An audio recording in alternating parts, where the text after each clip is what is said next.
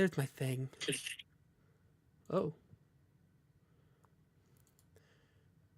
The YouTube hit 300. That's cool. Hey, that's good. TikTok's at 825 last I looked.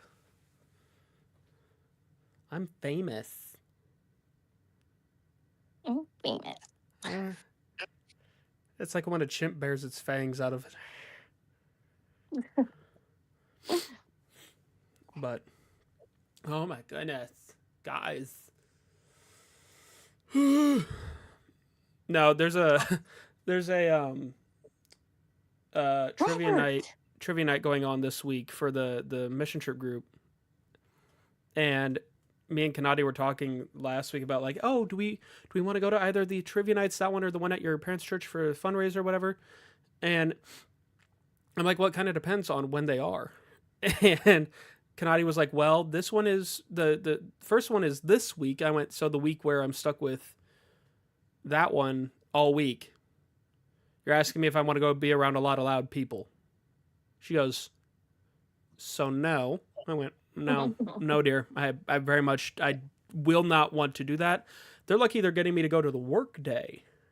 Yeah, for real. No. No. No. Okay, let's see what we got here. Huh? I've been watching a lot of Marcus. Sorry. You said Robert, and I'm thinking my friend. I'm like, what happened? Why are you talking about him? Robert. Help. Oh, wait, hold on. Let me see. Help. Oh, wait, you guys won't be able to hear it because it's Discord. Dang it. Do you have a thing? Yeah. Turn on the stream real quick. Okay, oh, wait, you can't. No, I can technically. Oh, okay. Let's see. It has an ad though, so don't do anything yet. Okay. Give me like 9 seconds. Do you want tactical roles? Or actually, here, I'll tell you the names of each of them. I've got Sniki, Lazard, Nah, Help, Hello, Yes, Gasoline, Doritos, and Doritos, Oh Baby, and Talk Roll. Which one you want? Doritos. Okay, you ready? Not yet. Okay, now go. Yep. I can't find my Doritos spicy sweet chili tortilla chips. It might take a second to get to you. It's the space. Yeah, I'm sitting here waiting. I'm just chilling. Oh,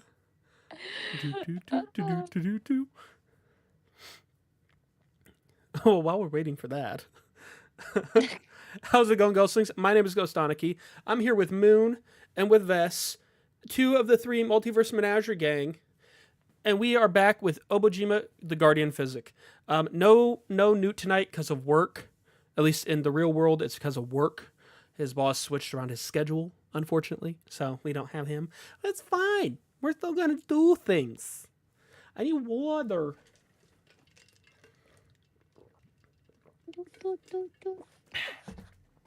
So, a little bit of a refresher. Last time we played, the Multiverse Menagerie gang of Dahlia, Vess, and Gigi, they put in an application to speak with the Council of 3 and 30 at the Fishhead Coven, the premier witches coven. They wanted to meet with them to discuss potentially the information around the Guardian Physic, try to find out whatever they can about it, see what they know. They met some interesting characters along the way. They got some information from a very anxious Nakudama woman pacing in front of the official building. They met Helper, the little essentially hologram assistant of the council. They met a woman who spoke entirely through her multiple animal companions. And they met a man with brass eyes whose name, shockingly, is Brass Eyes. They were informed that it would take several days before they reached a verdict on meeting with the group. And so they went out to try to make some money in the area. And they were enlisted by a young man to help a large spirit of vines and dirt that he calls his grandmother. Um, they set out to gather some ingredients that he gave a list of, and we ended off where they were back in this individual's house and preparing to put together the medicine and any other potions that may be. They got quite a few ingredients. They got enough ingredients to do some different stuff with, to sell some, to use to make a potion, all sorts of different things. So now we come to the end of ourselves. No, we meet back up in the house of, let me find their names, Alkun and his grandmother Sarolu. Alcoon. Alkun. It might be Alkun. I don't know. No, I don't like that. It's Alkun. I don't like that. I Alkun don't. sounds weird. It's Alkun. Alkun. Alkun. It's Alkun. This Sounds- sounds so odd. No, I hate It it. sounds like a weird disease or something. It's Okay, Alkun. Oh no. So, you guys make it back to the house, and he greets you. Well, did you guys get everything? Did you get all the ingredients? Did you have any trouble?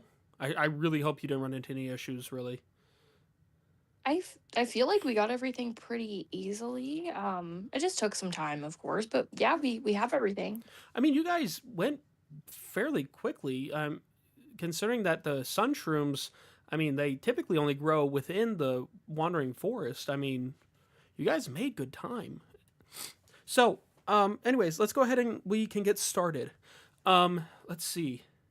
So this is the part where, okay, you guys, I have the list of the 8 ingredients you got. Yes.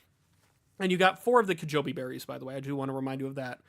You got Okay, I got this. 4 of those. You got the Yes. 6 ingredients he requested, and then 2 extra common ingredients. So I'm going to let you choose which ingredients, how you want to use the different ingredients. Basically, what it's going to amount to is you choose which 3 ingredients you want to use for the medicine, and that's what we'll do. Okay. So you said choose 4? Choose 3. Or 3, hold okay. on, let me look here. 2, 3, 4, 5, 6, 7, 8, 9, 10, 11. If we bring it down to that, let's see. 10, 9, 8. Let's see. 11.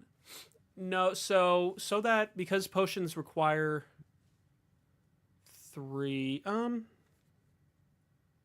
Actually, you know what? Yeah, choose 3 ingredients, 3 individual ingredients that you'll want to use specifically for the medicine. Okay. Dahlia, is there any specific ingredients that you want to use for this? I'm thinking the dragon root would be good for one of them. This isn't character, by the way. This is what you guys. I'm asking you guys Oh, yeah. specifically. What just do you? because Which one do you want to use? I know I want a dragon root probably. for the medicine or for the potion? Medicine. Okay. Yeah. Pretty much any that you choose for the 3 that you choose for the medicine, you don't have access to make potions or whatever later or sell them. What are the other ones again? You've got Spider webs, noble wart. Well, those two won't be used for Those the ones. medicine because those Okay, are the so common. not those. Yeah. And then feather rock, Kajobi fruit, the Kajobi berries, the live spud, noodle eel, and sunshroom. Yeah, Kajobi fruit, feather rock, So- sunshroom, living spud, noodle eel, dragon root. Use a sunshroom for the medicine, maybe? Okay. So dragon root, sunshroom. What's the third one you want to use for it? Let's do the noodle eel. Noodle eel for the medicine. Yeah. So he looks you guys in while you are getting your ingredients out of the pouch, which you can also. Do you guys have any ingredients saved from previous stuff? I don't. It's from what? What'd you say? From like previous stuff, previous explorations and stuff. Did you have any other ingredients, or had you? Ingredients. I think you'd used them all. We used them all, and I think we got money for some of them too. Okay. So yeah, they're already done. Okay. So you guys, as you're getting out all the ingredients that you gathered on this adventure, he goes, so I was researching up in the library of our house, and I did find the kind of recipe, the recipe for the medicine for Sorolu for Grandma. So what we'll need is we'll need the sunshroom, the noodle eel, and the dragon root, and I'll need to prepare them specifically for this. While I'm doing this, if you guys want to, um, you can make your potions. You can do whatever you need to do. It's going to take me a little bit. It won't take me as long as what it would for standard. I have some magic that I can use to prepare them, but it will take some time. So feel free to use our potion, our alchemy kits in here. Do what you got to do, and I'll find you when it's ready.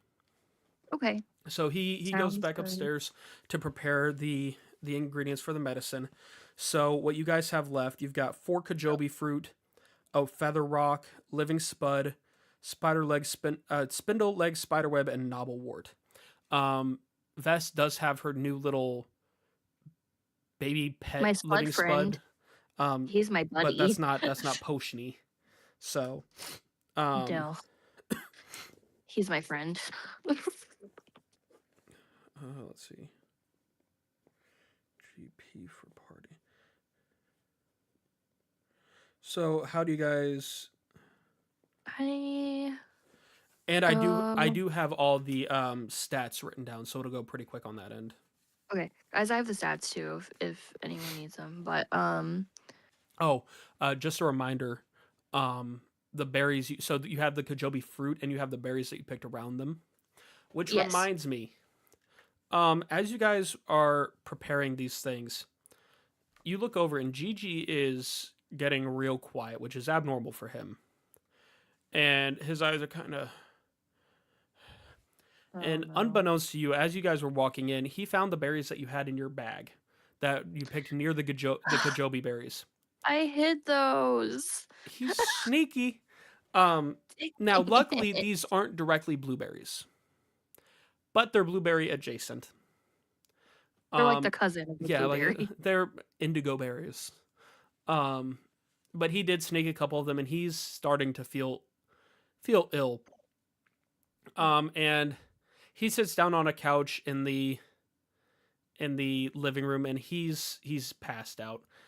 He'll follow you guys around for the most part, but he's not with it. He's kind of, when you have the flu and you've got no brain cells going, you're like, Yes. That was me That's on him. last Friday.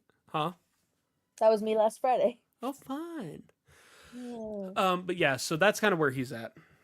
But back to what I was saying. Now you guys, you do have access to your various ingredients, and you can, being in the fish head coven, you can find someone who will buy any potions you make, any ingredients you don't use. There are people who sell potions and ingredients. Obviously, like I said, it's a village, but it's a village that's focused on witches essentially. Okay. I'm wanting to make some potions, that way I can sell them. So, how many can we do to make a potion? Is it 3? It's 3, right? The max you can do right now is you can make 2 potions, and you'll have 1 ingredient left over to sell or to save. Okay. Because you have 1, 2, 4, 5, 6. You have 7 ingredients left over. Okay. And I want Dahlia to have a chance to pick which ingredients she wants to do too. So Dahlia, you can choose what you want for your potion if you want to, and then I can do what's left. Okay, what are my options again? What ingredients all do we have? I can't find my list of ingredients. You've got 4 Kajobi fruits, the feather rock, the adult living spud, the spindle leg spiderweb, and the knobblewort. All right.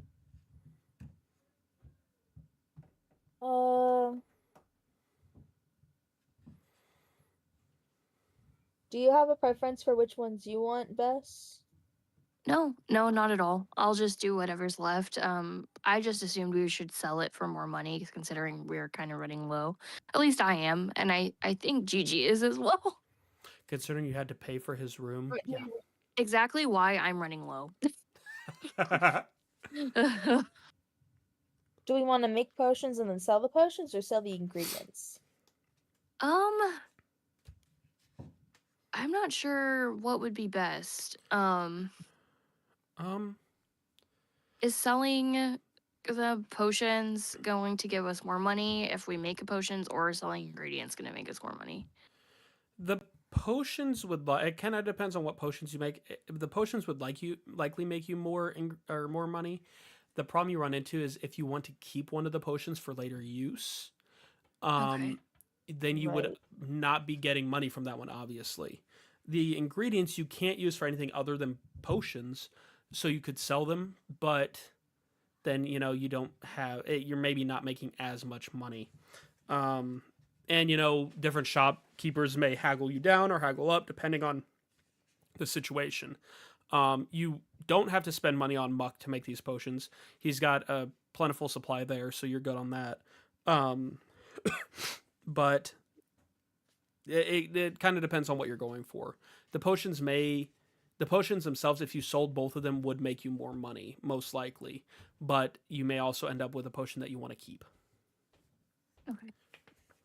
I think we should I keep the feather rock at least, because that one was like the weirdest ingredient out of all of them. Like the rest of them are pretty normal, but floating rocks, you don't come by understand those that. often.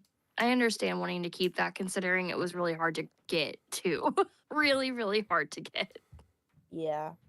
We could keep the feather rock and then like make one potion and then sell the rest of the ingredients. Okay, I'm totally okay with that. So I think we do the Kajobi fruit and the noble wort and the live spud together, possibly. See that? Yeah. So you're using one Kajobi fruit, the knobblewort, and the living spud as ingredients. Yes. Yeah. Seems Potion, intriguing. potion, and then you're wanting to keep/sell the rest. Yeah.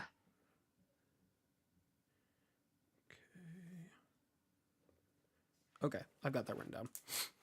Okay, so you guys making this decision, you put the rest of the unused ingredients back into Satch, and you get to work with the Kajobi fruit, the living spud, and the knobblewort. The knobblewort you can toss in. It's moss essentially. It's a lichen. The Kajobi fruit you guys have to spend some time kind of crushing into a bit more of a paste so it blends a little easier. And the living spud tries to kind of sneak away at different points, but you catch him and A little mischievous. well Novel he's wart got to is stop novel moving. leaf. Huh? Uh, Would you, Because I've been keeping track of all of like the the stats of the Yeah. different ingredients, and I don't have novel wort on here, but I have novel leaf. Is that the same stuff? Yeah, it was knobblewort. I may have misspoken at one point. No worries. So you guys get these ingredients together and you get the appropriate amount of muck together, and you begin making this potion. So let me get let's see, that's Can I have the stats for the living spud and the Kajobi fruit? yeah. Do you need all three ingredients? No, I have the novel wort one. I just missed those two. Kajobi is 3 14s, Okay. and then the living spud is 14, 12, 17. So you're looking at 28, 29, 30, 31. And that is combat utility whimsy, right? Yes. So that's 31, 14, 26, 27, 14, 14, 31, 32, 33. Okay, so it looks like you guys have a whimsy potion. So if you would write down whimsy 33 for me, because you guys basically what you'll have to do is you will have to get the potion appraised. The man here, he's got some research into ingredients and stuff, but from a medicinal stance, not necessarily a potion making stance. Okay. So Whimsy was the highest at 33. Okay. And so you guys make this potion, and let me get this. I'll just use the sticky note. You guys are preparing your stuff, getting it put back into place, and he comes back down and goes, "Okay, that didn't take too long. I got the. All I had to do, the sunshroom had to be dried and crushed. I had to do pretty much the same to the dragon root and the what was the other one? And the noodle eel, I had to well, it was already luckily it was already dead, but I had to, kind of break it down into its finer parts, and everything worked together. So let's go see if this is enough. I hope so. He leads you both to the back area that we mentioned last time, the kind of walled off bed area, to Sorolu. Sorolu, the large elder spirit that's a mass of moving vines and dirt. You notice that since the last time you saw Sorolu just a couple days ago, they're not moving as much. There's less activity, excuse me, going on with the different vines and roots and dirt and things like that. And Alkun go, Sorolu, Grandma, come on, you gotta sit up for me real quick. And Sorolu, what is it? And Sorolu kind of inches up a little bit, and you notice Sorolu doesn't have a mouth, so it's kind of weird how this is gonna work. How is it talking to begin with? But you watch as Alkun very slowly and deliberately sprinkles the entirety of the medicinal bottle over Sorolu. And everywhere that this medicine touches, you see a faint glow of almost like an orange yellow kind of light. Everywhere it touches, and then it kind of spreads over the whole of Sorolu's body, the whole of Sorolu's physical form, until they're entirely covered. And Sorolu immediately kind of perks up, and you see the vines tighten and continue to move and move a little bit more. The dirt compacts itself, and Sorolu rights itself. Wow, that is amazing. I feel so much better. Oh, good. Did you do this, Alkun? No, Grandma, it was, I put the medicine together, but they're the ones who got the ingredients. I hired them to get the ingredients. I'm so glad you're feeling better. What happened? Honestly, I don't know. I remember exploring out in the forest, trying to find some different materials that we can use. And I remember, hold on. And you see Sorolu kind of pause, and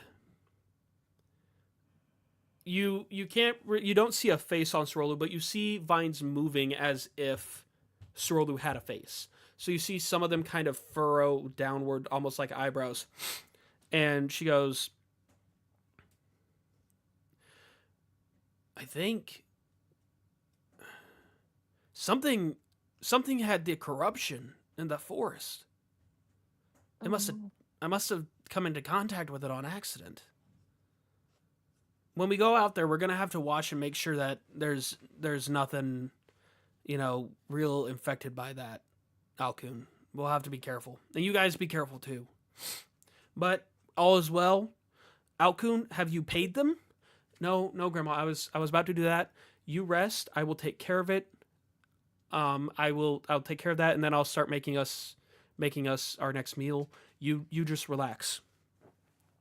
And Sorolu kind of leans back and starts resting again. And Alkun leads you away. And thank you, all three of you. I hesitate to think what would have happened if Sorolu hadn't gotten that medicine.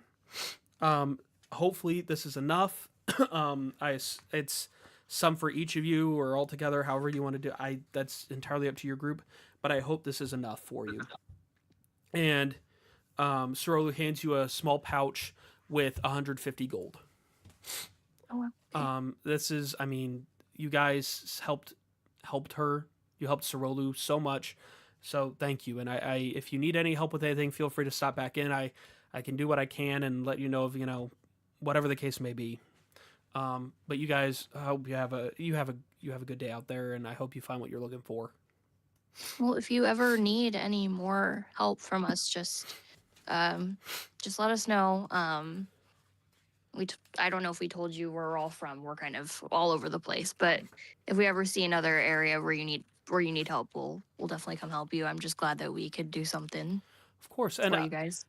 I do know that I and others put jobs out on the well, we don't put it on the board directly, but we give our job request to the Couriers Guild, and they put it up on their board at the main headquarters and around the island. So be on the lookout for those, and I'm sure you can find other jobs or other requests through that. But I wish I could have you stay, but Soroli needs the rest, so I'm gonna ask you if you guys wouldn't mind going ahead and heading out, just so that's a little quieter. Nope, totally understand. We will go ahead and head out. All right, and you make your way out. Soroli closes the door behind you, and that concludes that little side quest. So, what's your next step? Your next plan? I'm gonna take that pouch and give each of us, like, I get 50. I'm gonna give Gigi 50 gold and Dahlia 50 gold. That way, it's all split up evenly. Okay. That way, one person doesn't just have. So we all each have 50 now. 50. Be like, here you go, guys. Okay. We did good. We did a good thing. And I am taking notes to let Newt know as well, Sounds good. kind of after the fact. So yeah, you guys, you have at least some money now, to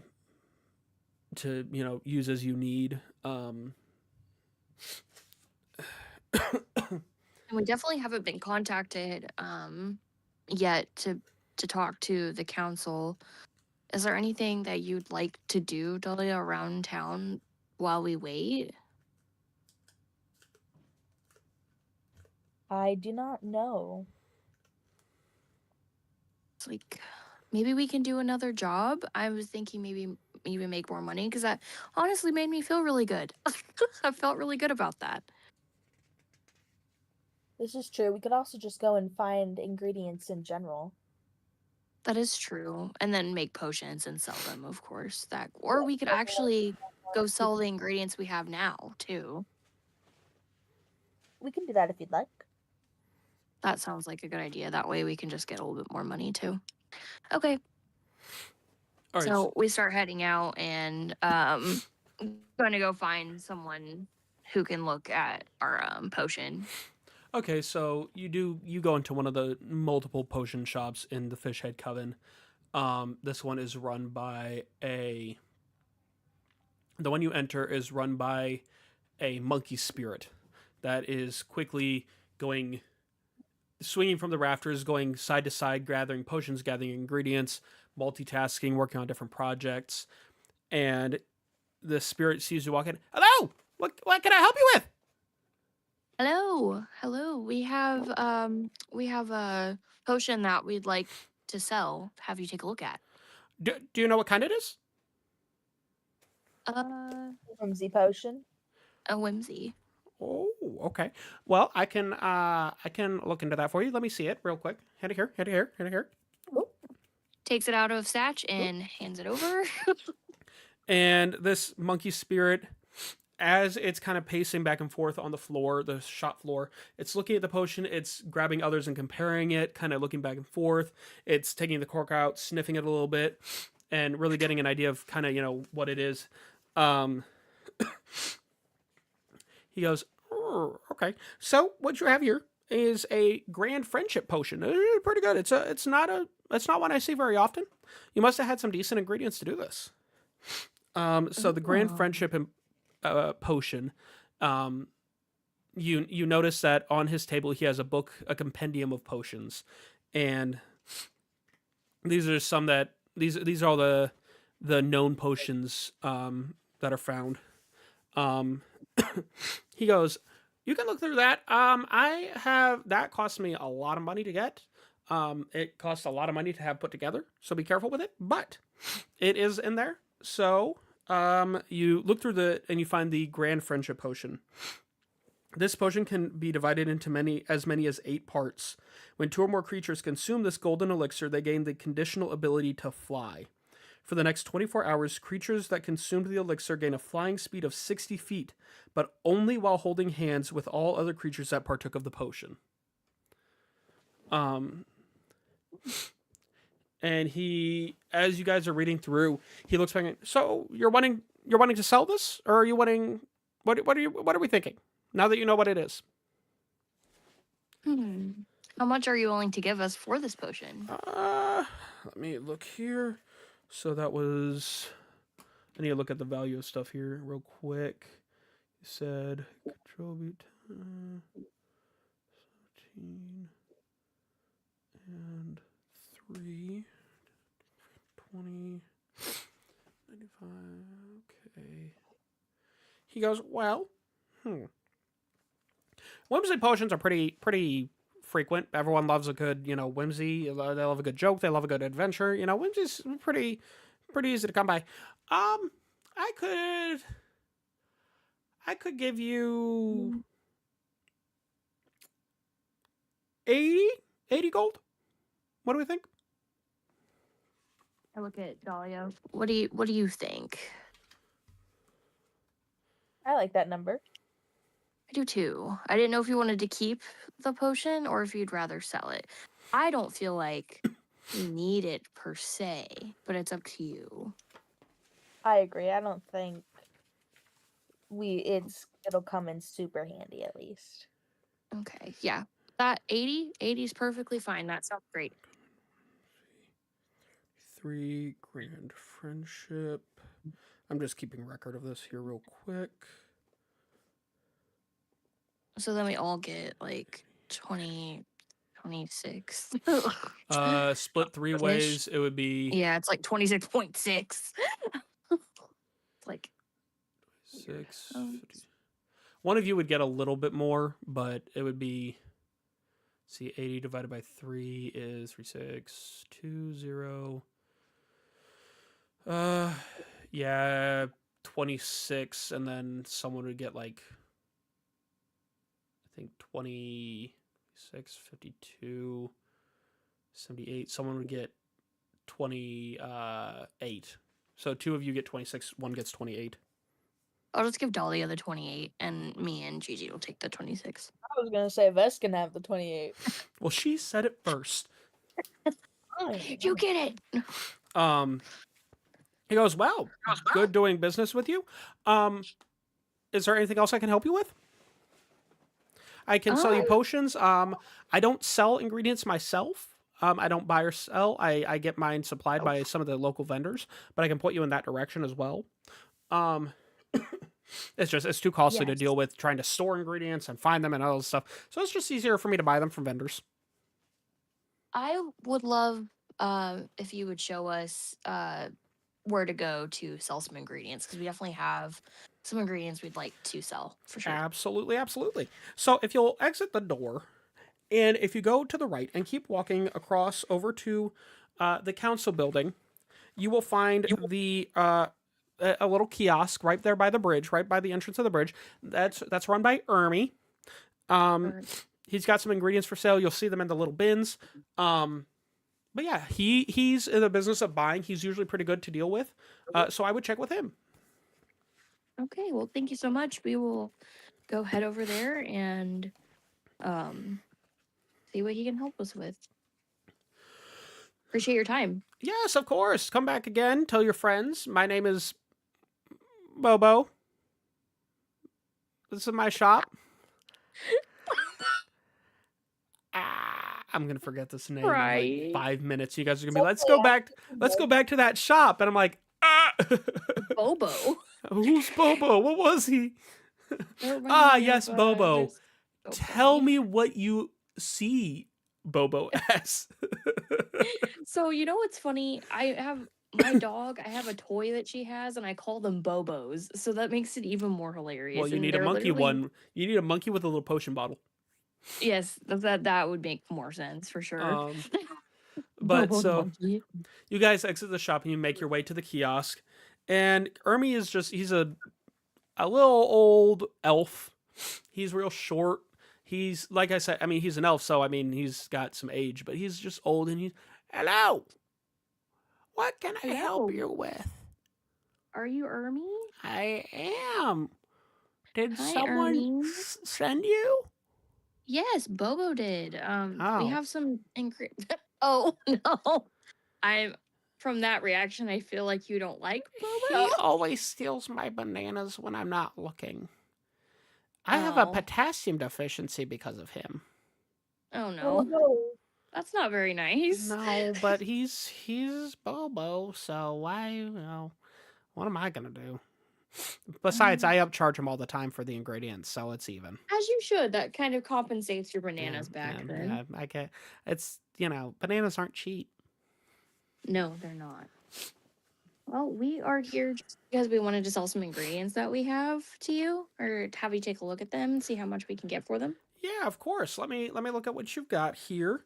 So you get out. You have the 3 Kajobi fruit, the feather rock, and the spindle leg spider web. Keep the feather rock. You want to keep the feather rock? I do. Do you want to see Okay. how much he'd give us for it at least? Instead, we don't have to sell it to him.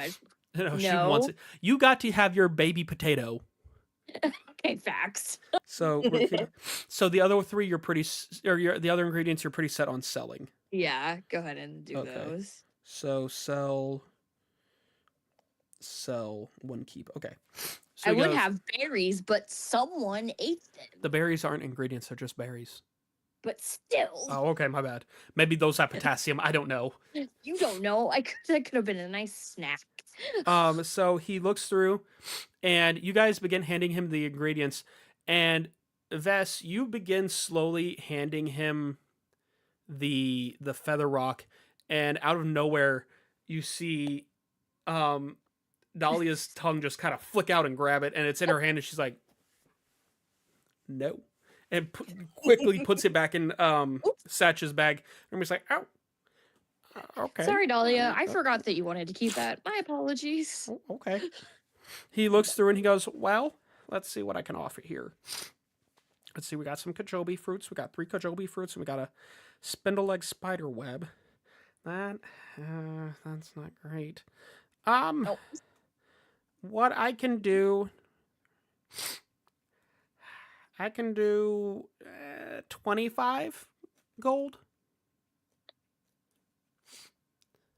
What do we think? What do you think about that, Dahlia?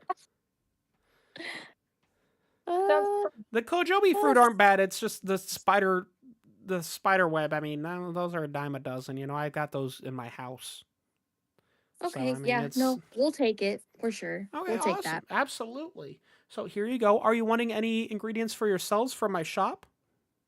What do you have? Is there something, a book we can look at and look through or look around? So you look over the kiosk, and each little bin is labeled with the ingredient. You've got 6 apple carrots for a gold each, 2 clay snake tails, 5 each, 2 cloud horns, 3 each, 10 ichi berries for 1 gold each, 5 jack-o'-lantern bits for 1 gold each, a single living spud in a cage for 10 gold, 4 spindle leg spider webs for 3 each, 1 wind bloom for 2, and 1 wolfenite. Sorry, that was hard to say. Wolfenite for 9. Oh. So the most expensive is 10, the least expensive is 1, and there are varying amounts of each ingredient that you can buy. What was the most expensive one again? Because I know the Wolfenite was 9, but what was the other one? The living spud. Oh, I already have one of those. Well, yeah, but you're not going to cook him. You're not going to make him a potion. No, he's my buddy. And let's see. Yeah, we'll leave it at that. Okay. Ollie, is there any ingredients that you want to buy? I'm not seeing anything I want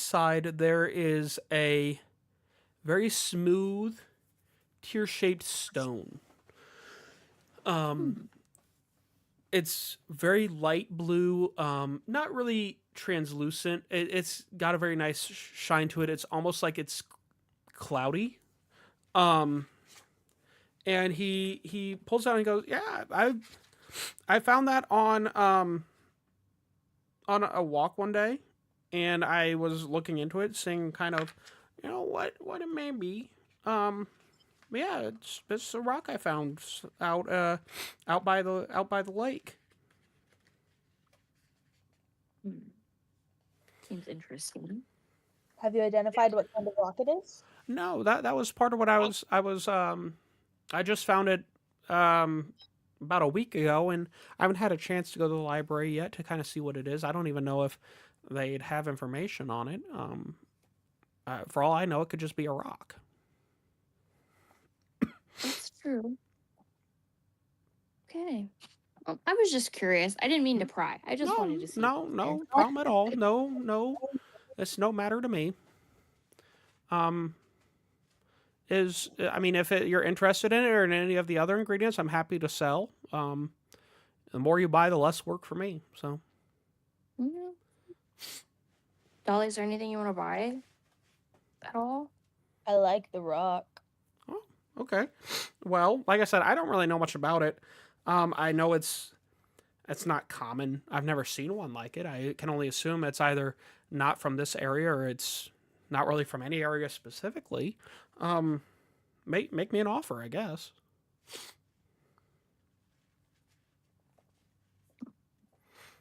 $3 gold. No, well, I sell spider webs for $3 gold. 5.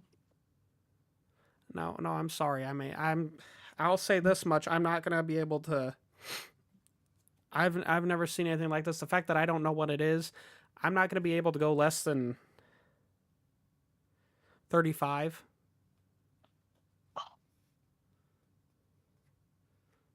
Oof. Like I said, the fact that I can't find it and no one's been able to tell me anything about it. A couple people have seen it. A couple people that I've talked to who know a little bit about the different ingredients and magical items out there. The fact that they haven't said anything makes me think that it's not something that people run by super frequently. But I don't know enough to say how, well, how rare or how good of an item it is. I'll do 35, I suppose. Okay. Yeah, I can sell it for 35. And he gives you this.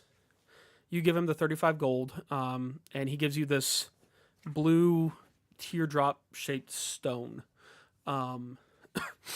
Your character would not know. Actually, you know what? No, I'm not gonna do that. You You don't. like, no, what? No. You don't get to know things. Oh, great. You don't get to know anything. Got it.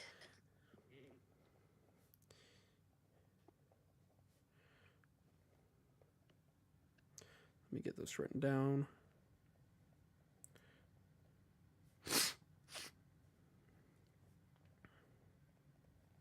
All right.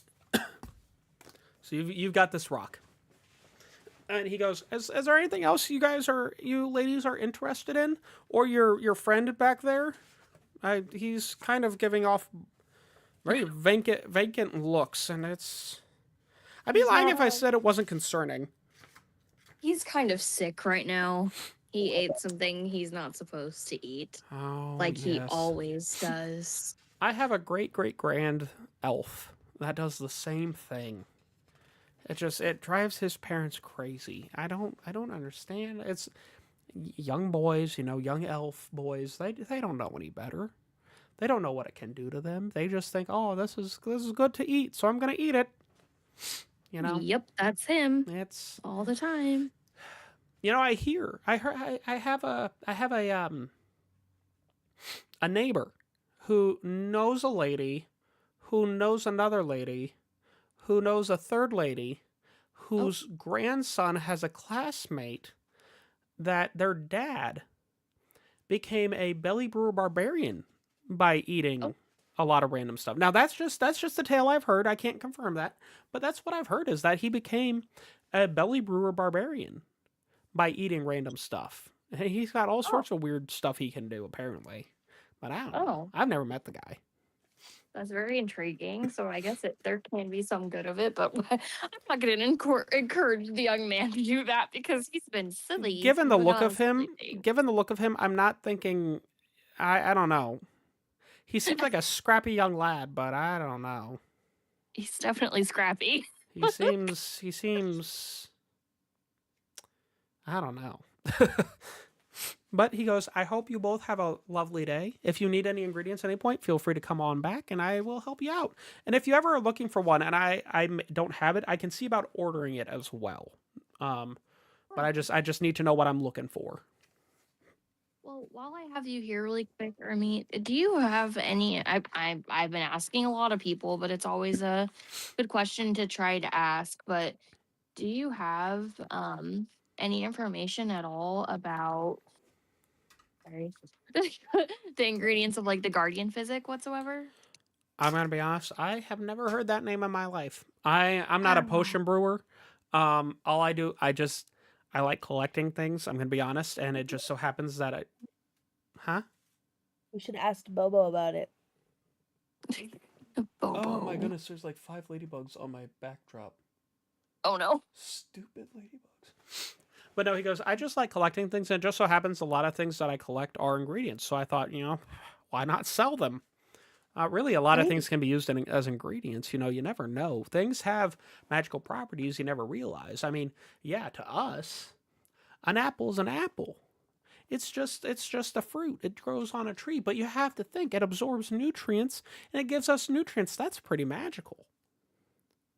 So in reality, I mean, maybe a normal apple could be used as an ingredient. Who knows? But that it.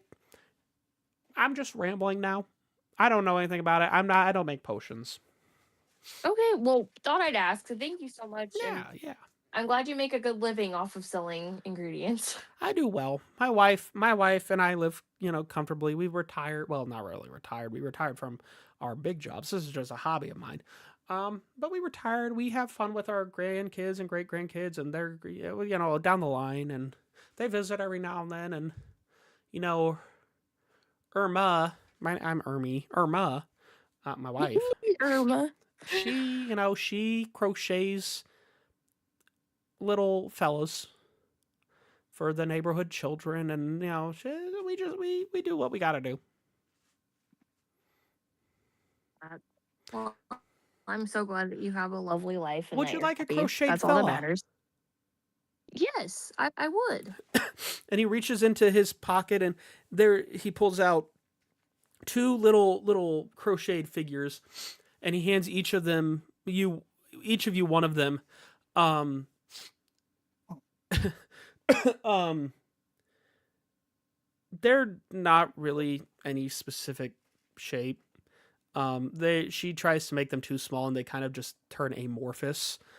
It's kind of like when you look at clouds and you get an image out of them. You know what I mean? Like, oh, that looks like a frog, or that looks like a turtle, or whatever.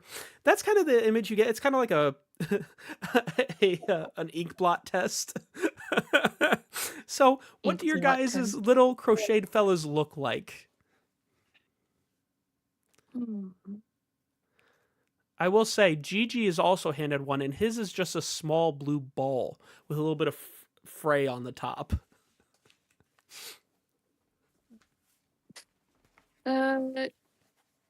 So are we choosing what they look like, or Yes, I you want said kind of like a cat. Kind of like Sir Peep-a-Leap. small, little Sir People Eat. Okay, Anyways. I want mine to kind of look like my spud friend? just a little potato looking fella. Yes, a little potato guy.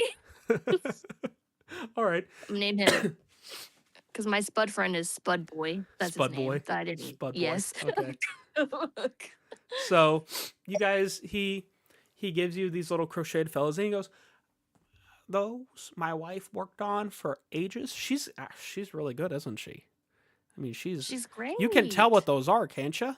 You can see it, Yes, I can. right? That's great." So cute, so good.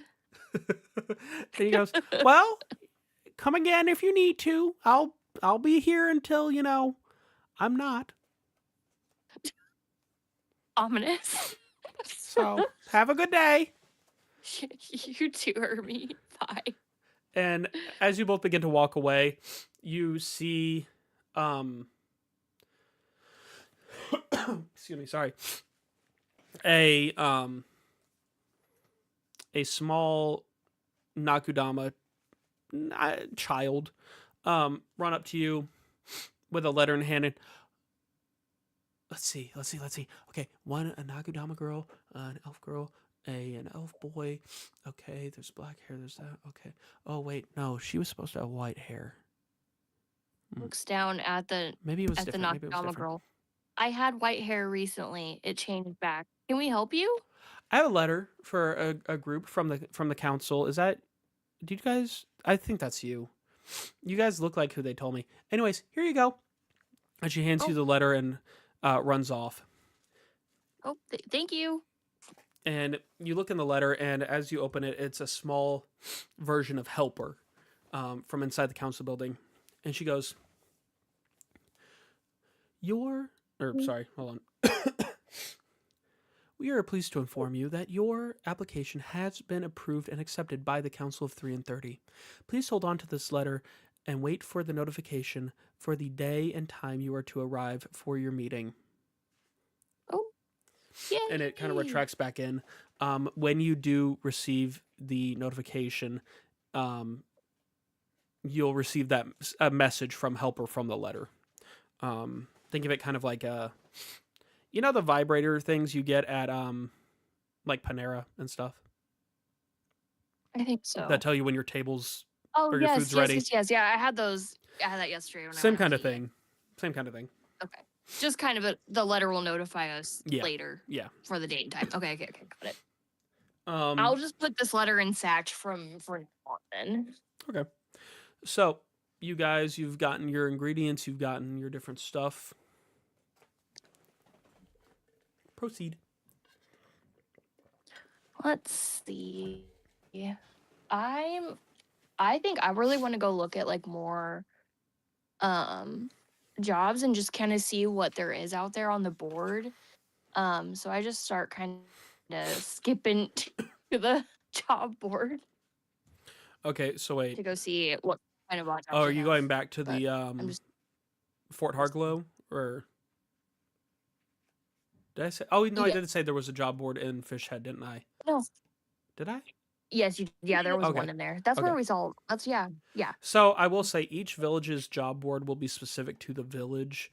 Fort Harglow's is going to be the kind of overall for the island, and then different couriers in the brigade will be able to tell you some of the jobs elsewhere, but that's the general gist of it. So the jobs you find And here since will we have be to stay in this shed coven regardless because we have to await our council meeting, so I would just like to stick around in this area regardless, so we can make sure we're here for that. all right. So you guys go to this job board, and on it you see jobs that to help shopkeepers either prepare their wares, help watch the shop for a bit, help serve customers, things like that. You see jobs for just general, help us pick up the town, help us repair this, different just little odd jobs here and there, little day jobs. But you do see two jobs that do pay a little bit more, that are a little bit more specific. The first job that you notice is requesting a not a guide. What's the word I'm thinking of? An escort. An escort to a meeting. And then another job that you're looking at is, let me make sure I have my information right. Waiting in dim. Mirror this up through. Please for help. Mirror. And then another job that you find, just requests that any interested go to the parlor that is inside of the Witch's Bridge. Okay. I'm intrigued by the escort to a meeting. How much does that pay? That's a good question.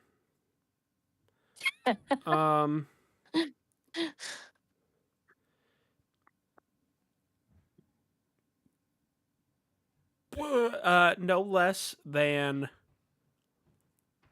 50. Eh. eh. It's fine. I'll leave that to them.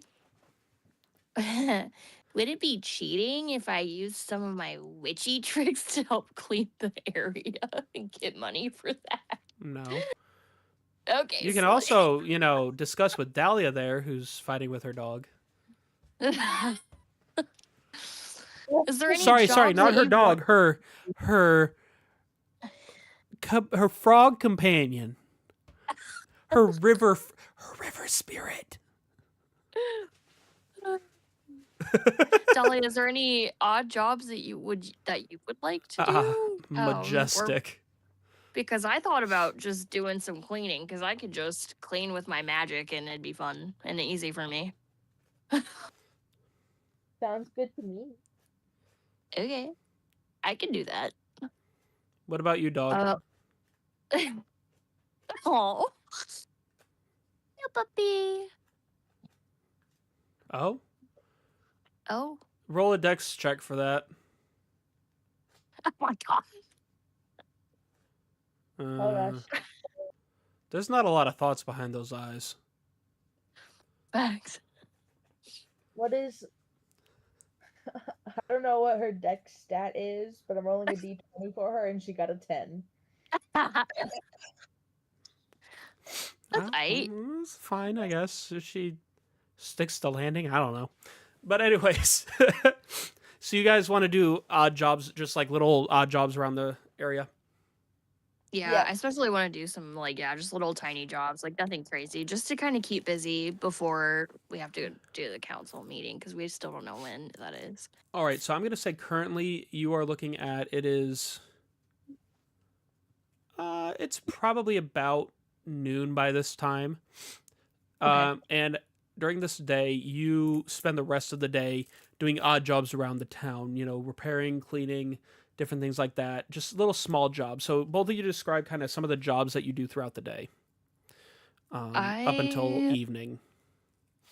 I will do like be picking up like any trash around the community. But I'm gonna be using my tricks just to kind of clean and just kind of move everything around with my magic instead of having to actually pick stuff up. Okay. So you're doing general, just kind of cleaning maintenance Yes. jobs. Roll Yeah. a. See, for a sorcerer, that's in charisma, I think. So roll a charisma check for me. It is 14. Okay. Dahlia, what kind of jobs do you end up doing? She's doing all the cleaning. I'd probably just end up doing probably a lot of the like anything that's like, hey, can someone go fetch me this thing? Can someone go get me that thing? So like The people who, courier type jobs. yeah, All right. don't require much talking. Okay, roll a dex check for me.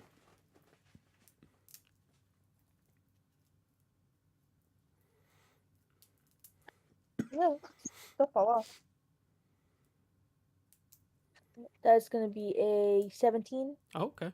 So These Vess, rolls, huh? where were these rolls last week? It's because y'all were rolling intelligence-based stuff, and none of you are smart. Yeah, Your unfortunately. characters are all dumb as bricks. Okay, mine's 12. It's not that bad. That's slightly better. You have to remember, 10 is average. 10 is considered Okay, so like I'm average. I'm over average, so that's not bad. And you rolled like 3s. Yeah, facts. It was really bad. Like our rolls were really bad last week. Except for those And- 2 nat 20s that Newt rolled. Yeah, just because he was drinking Dr. Pepper, that was his theory.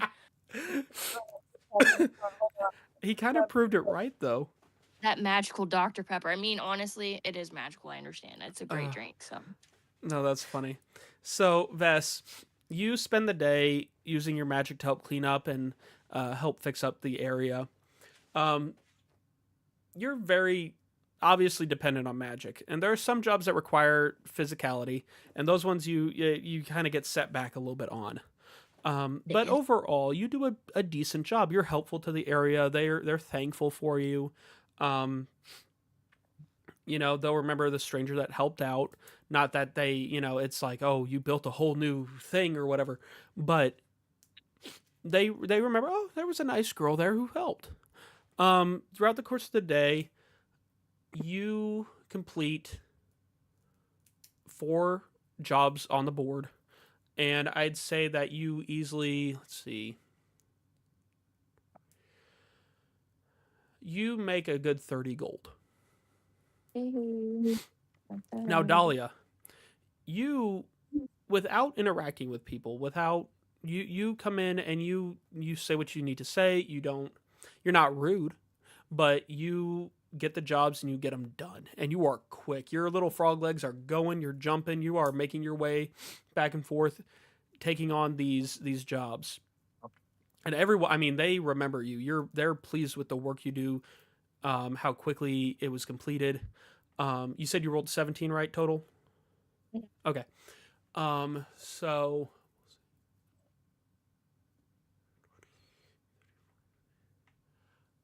I'd say you easily make 50 gold running back and forth doing all these jobs throughout the course of the day. And at the end, you both meet up back at the inn. Gigi's, is that your frog face? Is that what you're doing? A little bit.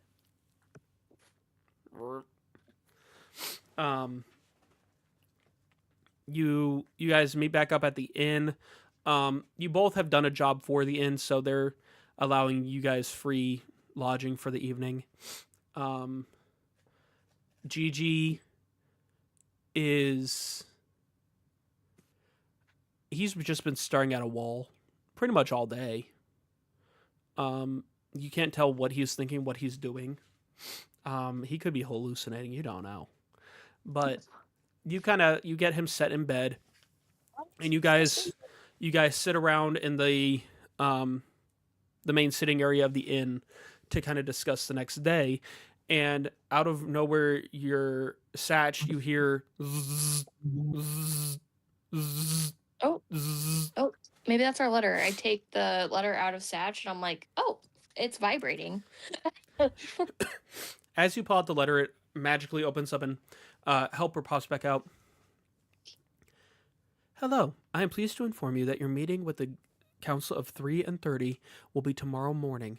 Please arrive no later than, we'll say mid-morning, no later than mid-morning for your appointment. Come to the main desk to check in, and we will get you set with the council. Please remember, any sort of weaponry must be left behind or noted on your application. Will they place to store it like there when we get there? Yeah, you can. But I think you guys listed most of your stuff, potentially. Yeah, we did. So I think you guys are set on that. But then she retracts back into the letter, and it closes with you guys. You're sitting there. Okay. That's exciting. I'm glad that actually came a lot faster than I expected. Well, I guess we will.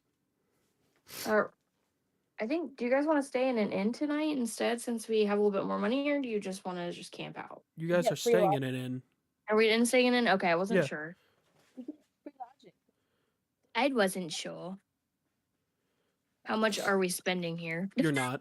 You guys both Okay. did a job for the inn, and so it's free lodging. Okay. Awesome. Free sleep. Free sleep.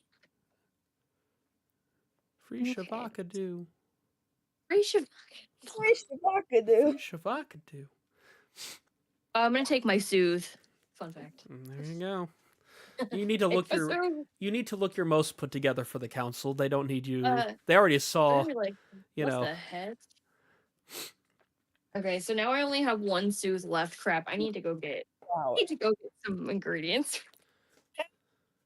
Should have bought some. So you guys, are you Are you going straight to bed? Are you discussing with each other about the next day? What's on the agenda here for the evening? I think we should get rest considering we have a really big day ahead of us tomorrow. And we need to get Gigi back to health at this point, so I hope Gigi gets some good rest. Gigi is. I imagine Gigi. It would be nice if Gigi was aware. Yeah, I don't know agree. I don't Because know that Gigi he's probably ever has a aware of lot to anything. say, I'm sure. I don't know that Gigi's ever really aware. Jeez.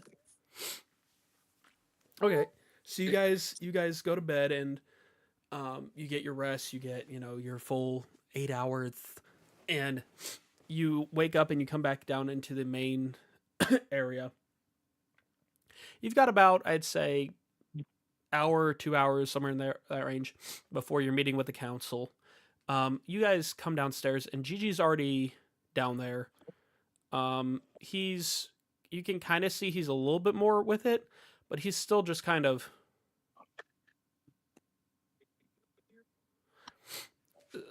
Yeah, kind of like Still that. out of it. Yeah. And so he's already down there sitting, and he sees you and goes back to it. Okay. Poor guy. His fault though. He did it. He did this to himself. I just poke him. Hello? Hello? Gigi. Just like looks crazy. Got it. Like, huh? Isn't even talking, just like looks like half dead. Half alive. Gigi, I think you should just go to sleep. Okay. No. So you guys spend the morning prepping, getting stuff together, and it's now time for your council meeting. And you make your way to the building, the main council. office. Yeah. And on your way in, Brass Eyes catches you. He goes, "Look at you three, Gigi. You don't look good, Oh. buddy. You look your hair. Your hair. It's not. Forgive me for saying it's not insane."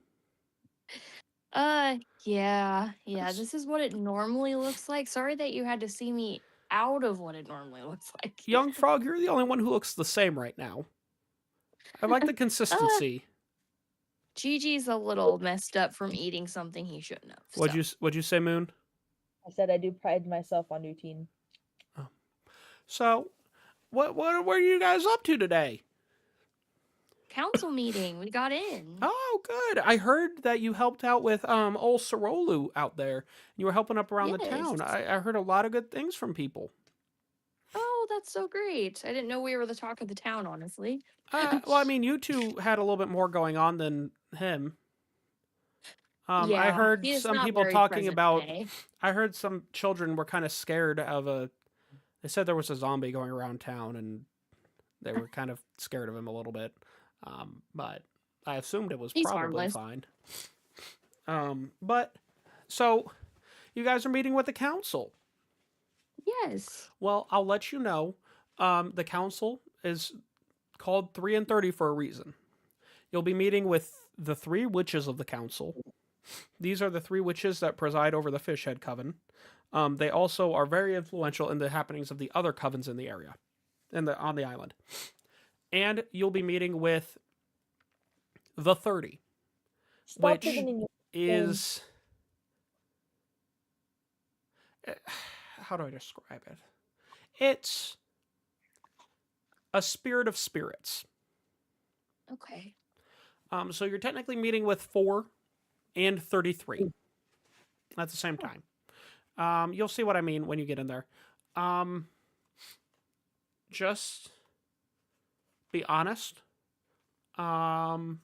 Present your case and give them the information. and I'm sure you'll be fine. Okay. We will do that. And I hope it goes well. And he waves and, good luck in there. And as you walk away, Dahlia, you again look back at Brass Eyes, and again, for just a moment, he flickers in and out. Like he did the other day when you first met him. He seems to flicker in and out of existence almost, just for a brief second before he continues walking on. And you guys enter into the council building, and you enter and you go up to the main desk, and helper appears. Welcome. Please state your name and business.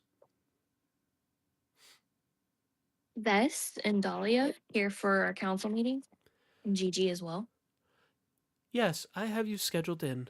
Please go up the stairs and through the main door, and the council will be with you shortly. Okay, thank you very much. Reminder, do you have any items that you do not have listed on your application sheet? No. Not this one. No, because we sold it. Oh, I think we sold everything. I know. All right. So you guys, you go up and you go into the main doors, and you enter into a large dark room. It's lit enough that you guys can see. It's got candles along the wall. It's a rounded room. This is torture smoking. What the fuck? What? Yeah. What? Give me a second. My charger is smoking. Oh no. Huh. Well, That's not spooky. That's a problem. I'll be right back. I don't know how to proceed from here. Well,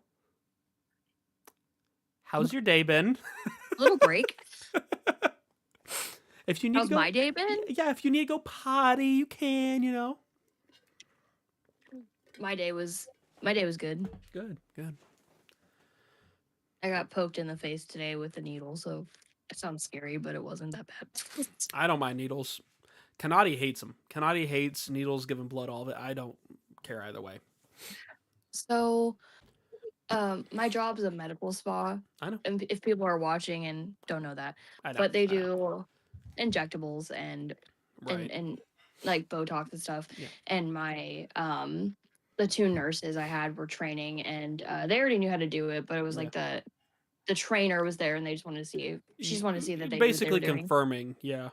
Yeah, I was their model, and it was intriguing for sure. Functional. What's up? What? I said, how's everybody else? Is everyone else's technology functional Alright. and not smoking? I'm not Yeah, 'cause that's noticing- crazy. I'm not noticing smoke. No, I was like, I smell something burning, and then I looked down in the charger that had started to fall out of my charging port. It Oh. wasn't up at all. The USB-C end was smoking. Oh no. Huh. So I- Overheated or something? I wonder. If it was falling out of the port, it may have been overheating because it was trying to overexert. I will be right back real quick. I gotta get my medicine. I'll be right back, I promise. Well, everyone's just taking adventures right now. I'm sorry. It's very important to you. Well, Moon, I asked her, how was your day? It was something. You might want to sit a little closer to your laptop if you can. It's cutting, it's not catching when you're speaking super well. I don't know if there's a way for you to do that or not. I just noticed that every time you try to speak, it has a delay and only catches the last half of what you're saying. Is this any better? This is about as Yeah. close as I can get. Okay. Yeah, I think what it was is if you had it on your floor or the bed, it was far enough away and it was muffled enough that the speakers weren't catching what you were saying. My day was all right. Work was pretty good, a little bit slow. It was raining like nobody's business, though, dude. Yeah, I know. Bad. You forget we live in the same area. It was just really loud at work because we have a metal roof. Oh, true. Actually, you and I work 10, probably 15 minutes from each other. if not less. even. It's 5. Because I think I pass by where you work on my way to work every day. You would, yeah. Yeah, I think it's maybe I think from my house to work, it's like 8 miles, maybe. We had someone from where you work come and pick something up from us today. Do you remember their name? No, they were in and out pretty quick, but they picked up a PCIB banner. PCIB. Are you talking from the corporation I work at, or like my specific department? I wouldn't know. This is continuing. I am back. It's not like real fast. She was like, I have something to pick up. It's a PCIB banner. I handed it to her, and she's like, thank you. And she left because they get all their stuff invoiced. Fair enough. So anyways, you guys enter into this large dim room.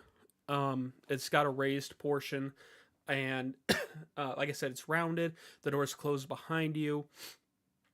Gigi's just kind of standing there like, Oh. and you guys stand there in silence for a few minutes, just kind of waiting. And it gets to the point where it's long enough that you begin talking with each other, trying to suss out a plan, suss out what's going on. Why are they taking so? Oh yeah. Probably because we're not the only meeting today. I don't know. I don't know. It's just really weird in here. It's like dark and no one's came out, and we're just kind of waiting, and it's weird. It's taking a little longer than I expected. What else have we got to do though? I mean, nothing. I guess we just sit here and wait. I guess. I mean, obviously. And as you guys, what was that?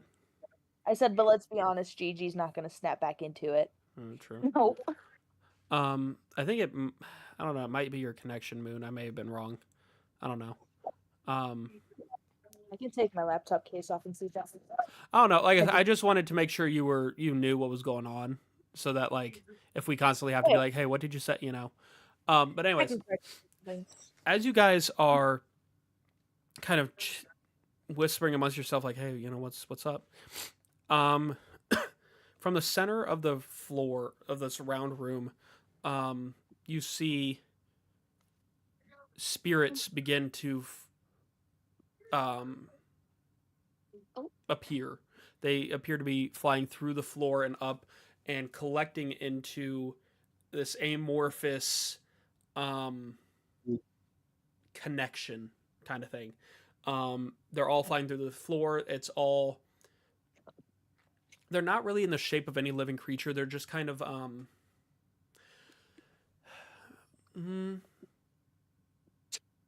trying to think of how to describe them.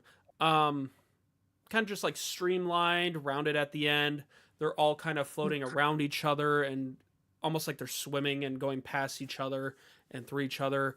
And it's just this amorphous connection of spirits, essentially.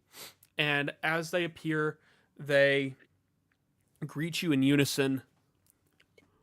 Just a big booming voice. Welcome to the council hall of the 3 and 30.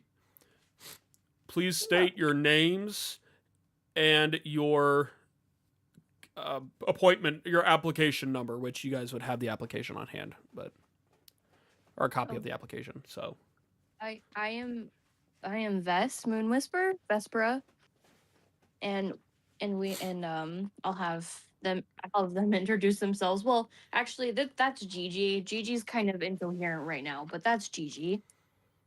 She's drinking Dr. Pepper. She's gonna roll really well. My name is Dahlia. And then you state the application name. Welcome. We are here to discuss your inquiry into the Guardian Physic as stated on your application. Your counsel is, and this massive spirits kind of floats up higher so that you can see onto this kind of rounded panel. To the left, you see a familiar Nakudama hurriedly scratching on a notepad. Not really paying attention to any one thing, just kind of looking back and forth between sheets. Your first council member is Yola Cantor Krogus, the keeper of accounts and records. uh, in the center, or on the right side, on the right side, you see again, a familiar female in, um, not really worn, but aged, neutral tone clothing with creatures moving all about her. Um, Mhm.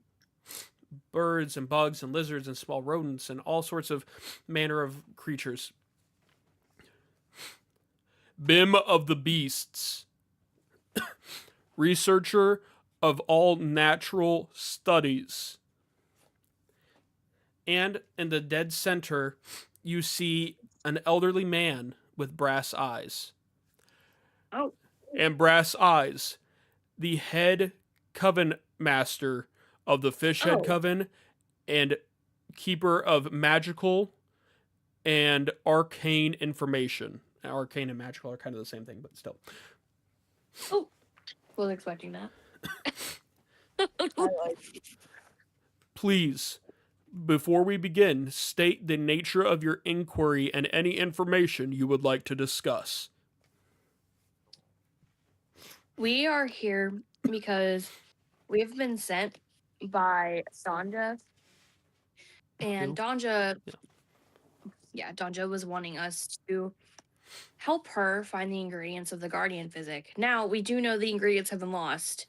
We have to find them, and that they're rare and there's rumors, but we really don't have a lot of information and we need a lot of help. Do you all know anything at all that we might not? Excuse me.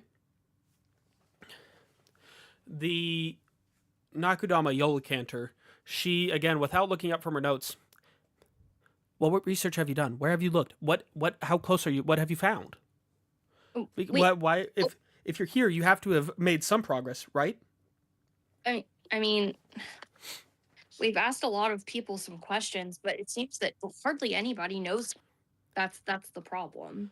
Well, and why does this Danja individual want the Guardian Physic? Why would one want something so powerful? Is she planning on doing something with this potion that we should be worried about, that we should be trying to prevent? I mean, she didn't really say. I mean, Dolly, do you remember her saying anything on why she wants to do that? I don't remember her saying anything, actually.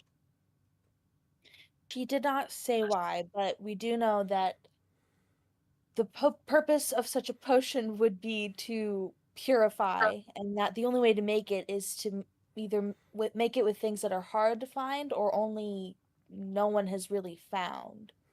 But we don't know much else other than that. Yolacanter looks from from her papers up to the other council members. I went through all of our records. There is no witch by the name of Danja that is associated with any of the covens in this island. I question whether or not we can trust the motives of someone who is not affiliated with any of the covens and their bylaws.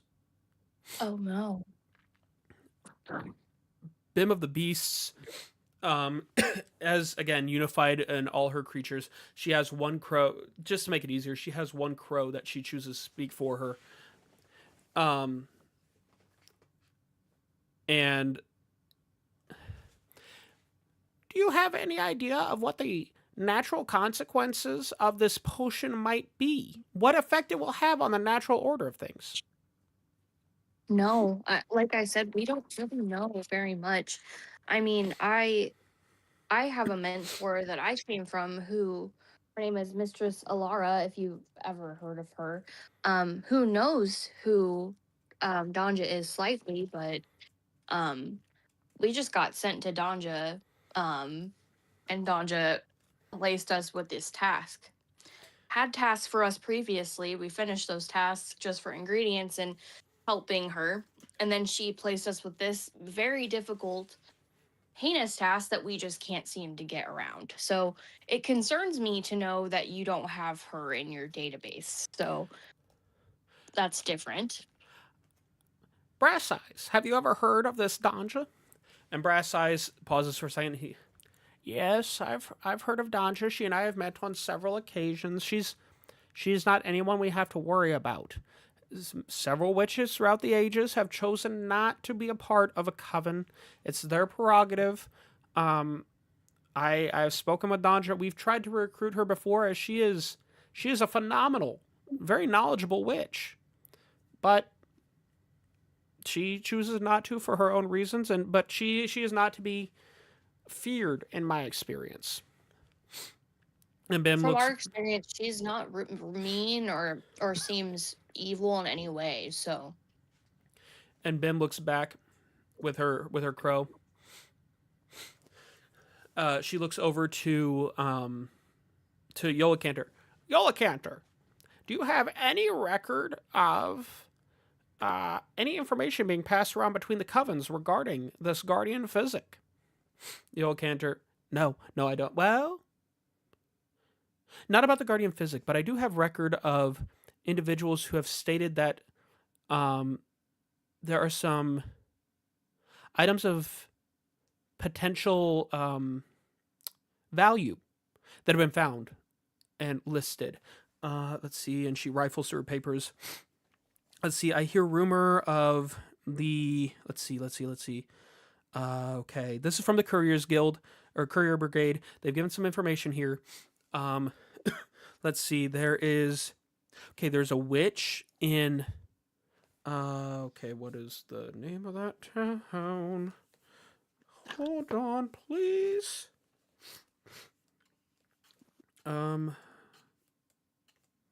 Let's see.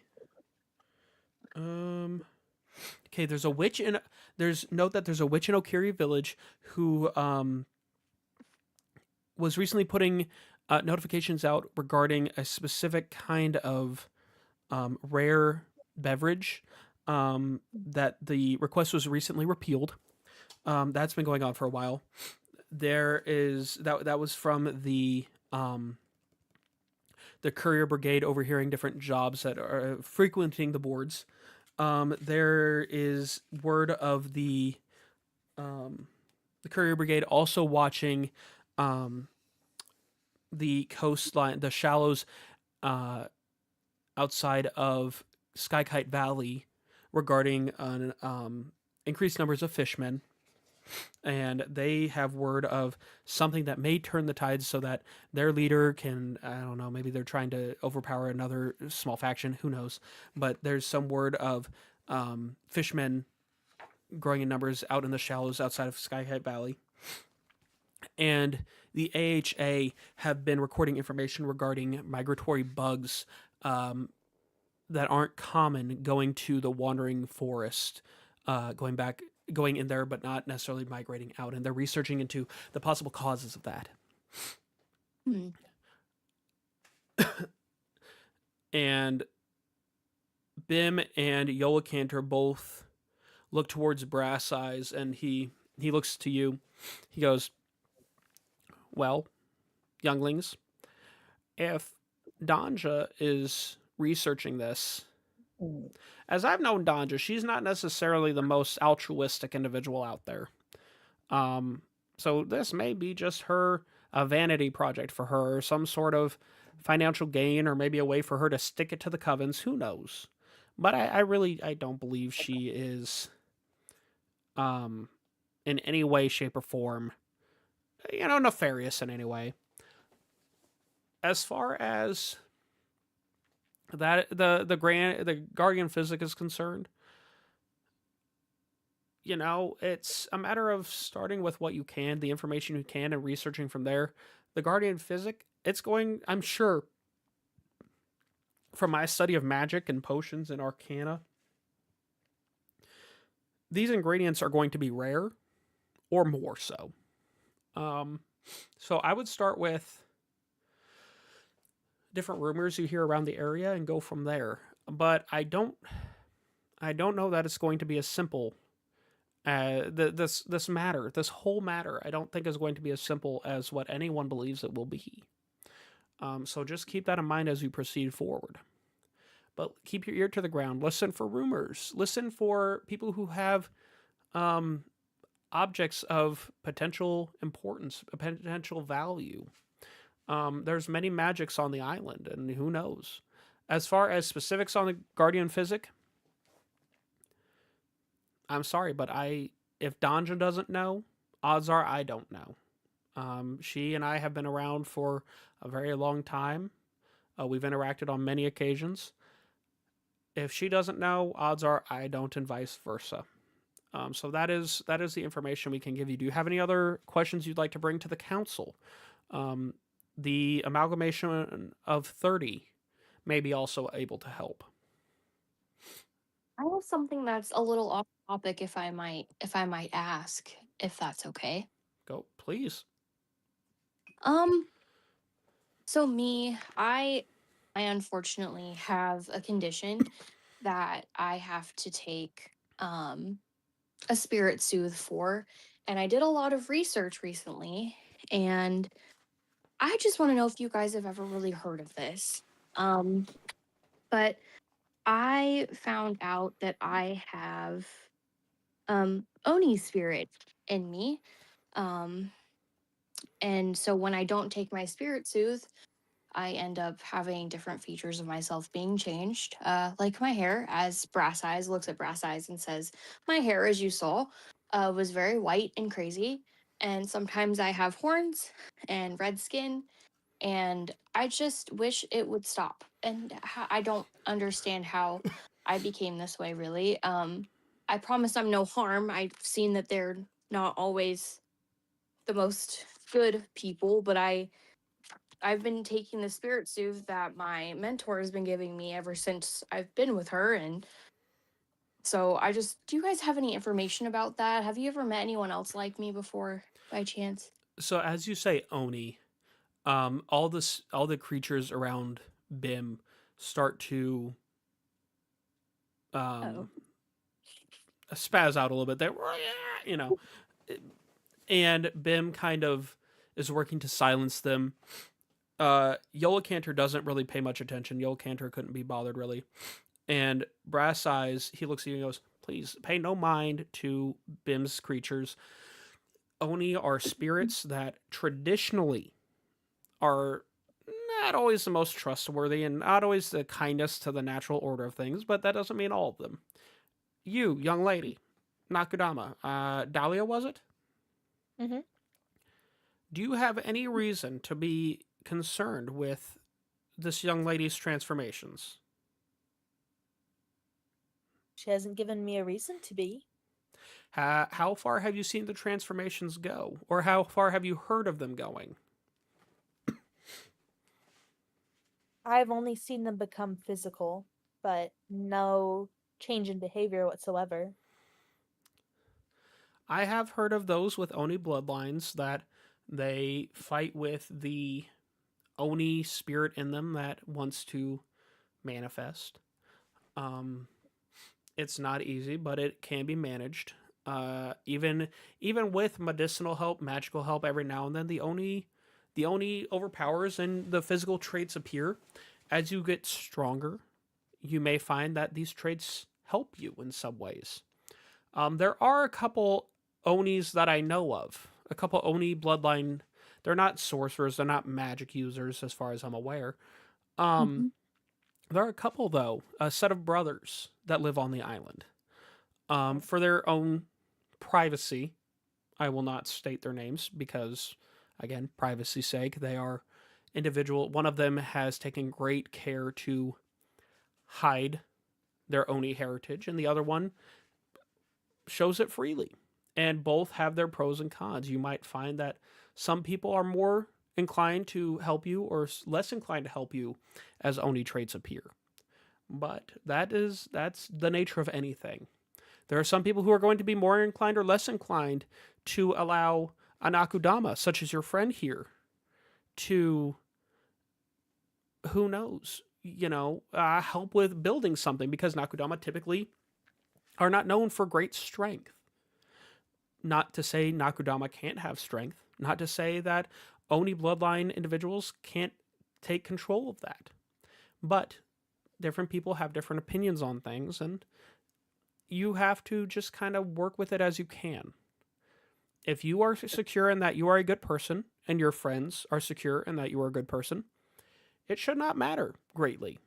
Just know that others may not feel the same, and you may see different reactions if your Oni self manifests. Well, that makes me feel a lot better knowing that there is other people like me. I understand you can't give their name, but I do hope that I can possibly meet them one day and I'm sure you, understand their story as well. I'm sure you will. If I remember correctly, your little friend here is a chef, is he not? He is, yes. The one with the blank eyes that act like his spirit has left his body. Usually he's way more talkative than this, but you see, he's allergic to blueberries, and he took some of the berries that I had. I had some kajobi berries, and he ate those. And Yes, those are now cousins to he's the look, blueberry. and so he's definitely having a reaction right now. Even got sleep, and still is having a reaction. Well, usually he's way more talkative and way more crazy. So you're kind of seeing the tame side. Bim, hearing this, she looks up, and again through the raven or the crow, I don't remember which I said. I can help with this. And Bim kind of waves her hand, and one of her little lizards skitters down the wall into Gigi, up his his torso, and right here at his face. And in its mouth, it has a small tablet, and it forces its way into Gigi's mouth, places it on his tongue, and runs back up into Bim's jacket. And she goes, "That's a dissolving medicine. It will help with the kajobi berry reaction. It'll take some time, but he should be back to normal relatively soon." Oh, great. Thank you so much. We really appreciate that. Um, and then let's see. Brass Eyes looks at you and, is there anything else the council can help you with? So you guys are saying that you guys don't really know a lot either, and that mostly just rumors and such, that there's really not much that we can do about this. Unfortunately, the information we have is what we've given you. As I said, keep your ear to the ground, listen for items of rarity, value. Typically, those are good indications of some kind of discovery. But as far as specifics go, I'm sorry, we are unable to help at this time. Okay. Well, I will say we did get something of rarity, I feel like, that Dahlia over here has, but we still haven't tested it. And also, the person we got it from hardly knew anything about it. So maybe that'll help. It very well could. And that's part of potion making, is experimentation and discovery. Hold on, I'm looking through my notes here. You may find many things are helpful throughout the course of your adventure. But you won't know until you attempt it. I just had that page. Where was that? Oh, I don't know numbers. I don't know numbers. I don't know numbers. Let's see. Okay. So, is there anything else we can assist you with? No, that'll. Could they identify the little rock I got? Potentially. He goes, well, get it out for me real quick and let me see what you have here. And you, with his permission, you approach the council and hand the stone. You hand it first to Bim, who looks at it, and through the crow she says, "This is a very rare stone. It's not very common, and it does have magical qualities. Some say it broke off from meteorites. It's not naturally forming in Obojima. It looks like you have a star stone." And she passes it over to Yolacanter. Yolacanter looks through her records and goes, yes, we have a record of several being found in the past, let's see, looks like 50 years. This would seem to be one of those. It looks like it was in the hands of Ermi. Um, so yes, these are fairly incredibly rare. And then you hand it to Brass Eyes, who goes, "Yes, these are typically used in potion making. That's where you see a lot of them. I mean, they use them for necklaces and jewelry and things like that, things to show status historically. But what I would know them as is for potion making. They don't have a lot of uses to them. Typically, people either use them for status, to intimidate, show their power, or they're used for novelty. You pull this out at a party and people are going to notice, whoa, they got a neat rock. So, I mean, many uses, no. But for status and prestige and intimidation, and for, kind of making you the talk of the town, these are fairly useful in those ways. And he hands the stone back to you. So this is a star stone. Its stats are 18, 0, and 19. Ooh, that's high. Hey. Is there anything else we can assist you folks with? No, we appreciate all your help and your generosity for allowing us to come in and talk to you all, and for being kind to me about my situation as well and telling me a little bit more information. So we really appreciate that. The amalgamation of spirits floats down. You may now leave. Dahlia the Nakudama, you have been requested to meet in the side room before you and your friends leave the Fishhead Coven. Oh. Do I just stay here and wait for Dahlia then? You and Gigi would go to the front area. Dahlia, do you go to the side room? Sure. Okay. Oh no. So as you guys are leaving, you see Brass Eyes flicker out of existence, essentially. Bim leaves with her creatures, and Yola Cantor kind of backs out through a door, and the amalgamation of spirits exits through the floor in the same spot that they came through. Dahlia, you enter the room, and Yola Cantor stands in front of you, beside a desk. And she looks at you. As a fellow Nakudama, I noticed something about you. You have specific bloodline to you. And I wanted to give you information so that you could potentially utilize it in your adventures. It may come in handy. Now, you need to make a choice. Do you want There are two Nakudama bloodlines. Essentially what I'm doing is I'm giving you a feat. For your research and things like that, I'm giving you a feat as you've kind of grown in knowledge and that you've interacted with this other Nakudama of high standing. Electric or Okay. toxin? Given that you are a paladin and you are... So paladins typically, some information for you since I know this is fairly new to you.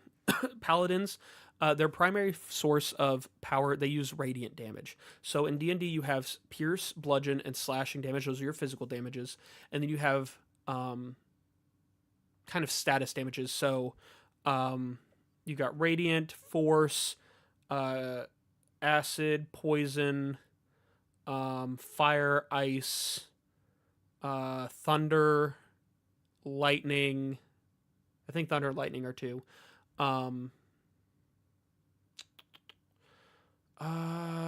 think that's it. I may be missing one. Oh, I said radiant. Oh, necrotic. Necrotic. Paladins typically work with radiant damage as a secondary damage or force damage. One of the two. And their spells, a lot of their spells have to do with early on purification. So purifying their food, their water, dispelling ill effects of spells and curses, things like that. Not to say that they couldn't use poison or electric. But given your character, I'm asking you specifically, you individually, do you think, okay, Dahlia has advantage on the next roll. Do you think your character would be more akin to electric or toxin? So poison. Your character, based on what's been developed so far, your intention for the character to be a river paladin, things like that. And I have disadvantage. That's great. Okay. Yes. Probably electric. Okay. If that's what you want and what you think your character would be more inclined to, you can go with that. That's no problem. So you think your character would be more likely to have electric bloodline? As opposed to toxin, yes. Okay. Those are the only two options. It's electric or toxin. She looks at you and, as one who studied our ancestors and studied our history as Nakudamas, you do have the markings and the energy of one of the two special bloodlines that came from the Nakudamas, of kind of a special group of our ancestors back when there was some warring going on. And I had Brass Eyes confirm it, just to, look at your arcane energy, your historical energy, and I look back through your records, and you seem to be of the electric bloodline of Nakudamas. So the people you came from, one of the two warring groups of Nakudamas, it was the electric and the toxin. They each developed their own abilities through combat that they passed on. And for the most part, once the Nakudamas came to peace, these were kind of phased out. But you do still see some appearing every now and then. So you have the electric bloodline. You don't have the toxic bloodline. You can't get the toxic bloodline. I believe it is just either or. So first, you have resistance to lightning, and I'll send you a picture of these things as well. You have resistance to lightning damage. You have an electrified tongue that you can use to make unarmed strikes. It has the finesse and reach properties, and when you hit with it, the strike deals lightning damage equal to 1d6 your strength or dexterity modifier. 1d6 plus your strength or dexterity modifier, instead of the bludgeoning damage normal for unarmed strike. The damage from your tongue increases when you reach levels 5, 11, and 17. And you can choose to use the lightning damage or the bludgeon damage. That's up to you. And when you become grappled by a creature, you can use your reaction to force the creature to make a Constitution saving throw. DC 8 plus your Constitution modifier plus your proficiency bonus. On a failed save, the creature takes 1d10 lightning damage and the grapple ends. So she hands you a book, and she goes, "This is for your adventure. This is a gift from me to you. I've researched it. I've got my notes down on it. I don't need it anymore. This is a brief history of our people, specifically regarding the warring clans that I just told you about. Hopefully it gives you a little insight into what your bloodline is." And so you have received a feat, and that is the Electric Bloodline Nakudama feat. Now, please, your friends are waiting for you. I've got work to do. Don't make me regret telling you. You all worry me so much. The others don't seem worried. I don't know why they don't seem worried, but I am worried. So please leave and don't cause trouble. All right. Thank you for the book and for the information. All right. Goodbye. And she ushers you out the door hurriedly and closes it behind you, and you go to meet with Gigi and Vess. Why did they call you? Why did they call you back? Are you okay? Are you in trouble? No, I'm not in trouble. She just Oh, had some information about where I may have come from in the past, I suppose. oh, that's great though. Are you happy to hear that? I suppose. She said I have an electric bloodline. You That got sounds an electric personality. fascinating. She gave me a book to learn more of what it means, though. Oh, I've that's never nice heard of her. it. It is very nice of her. Well, I'm glad that you got some information out of this as well, because I I think that this whole trip has been very enlightening and nice to get to know ourselves a little bit better. Gigi over here hasn't really gotten much information, I guess, but that's okay.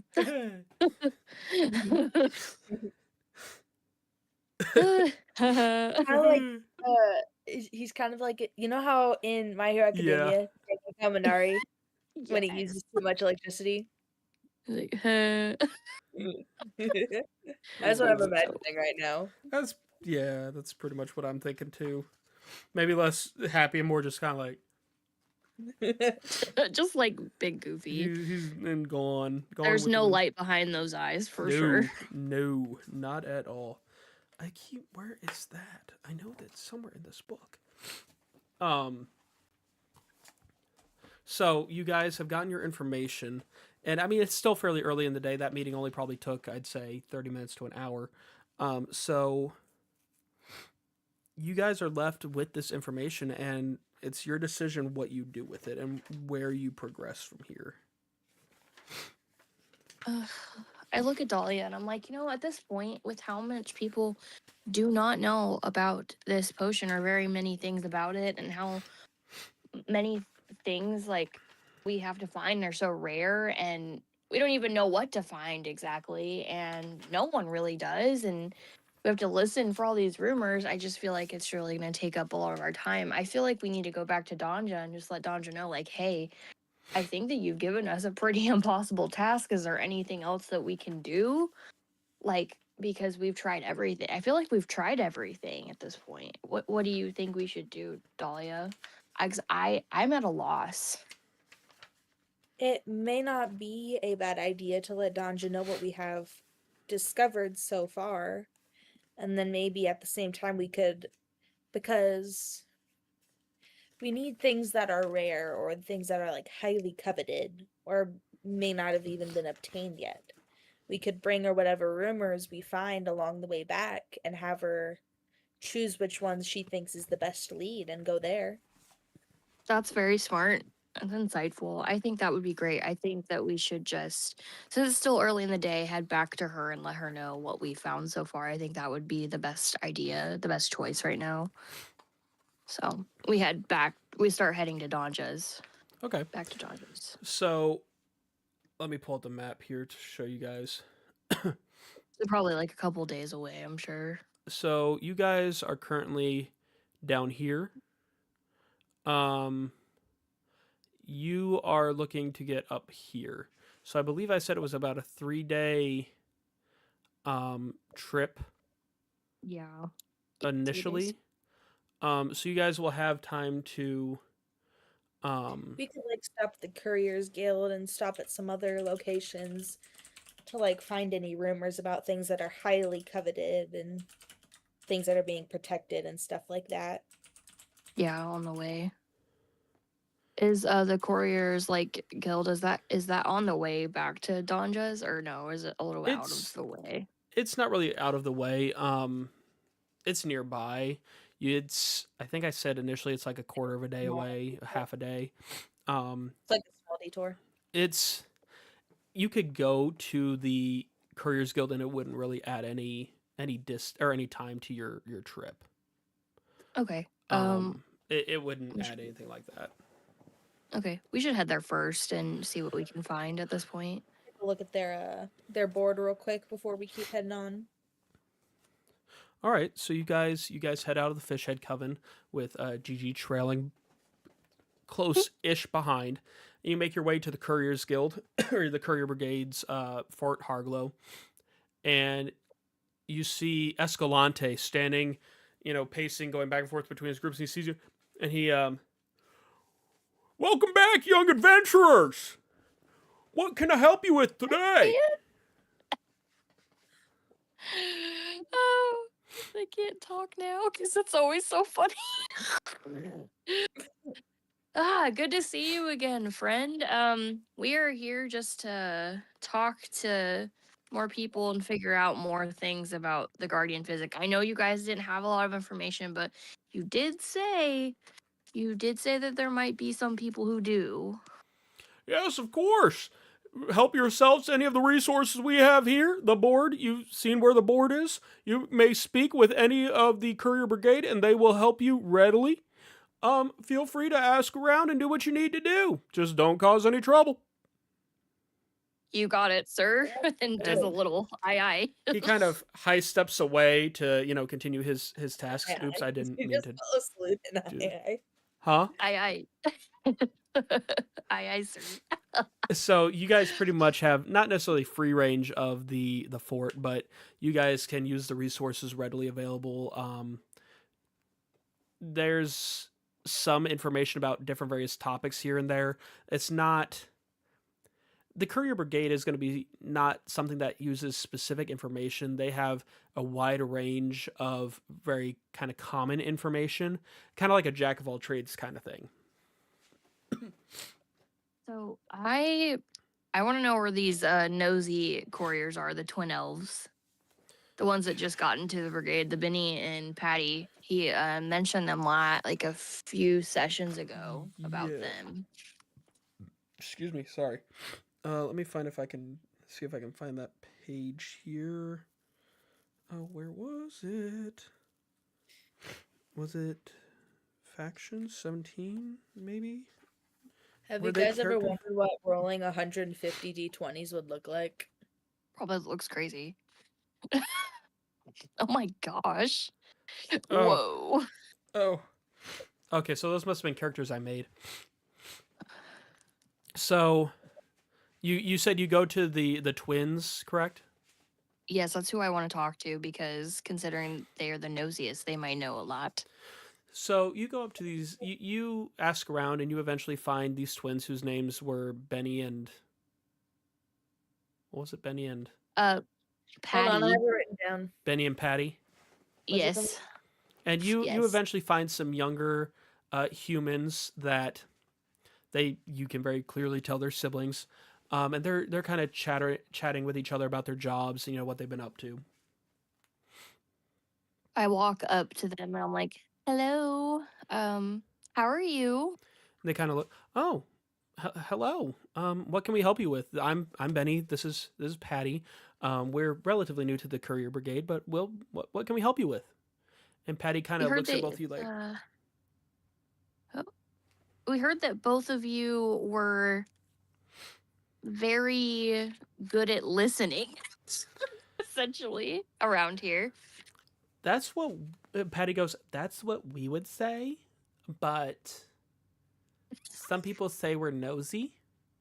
Those people need to mind their biz. And Benny looks at Patty. We talked about this. We are nosy. They're not wrong. We I are. didn't want to say that, but that's what they said. But I was being nice. And Patty just, whatever, I guess. Yeah, sure.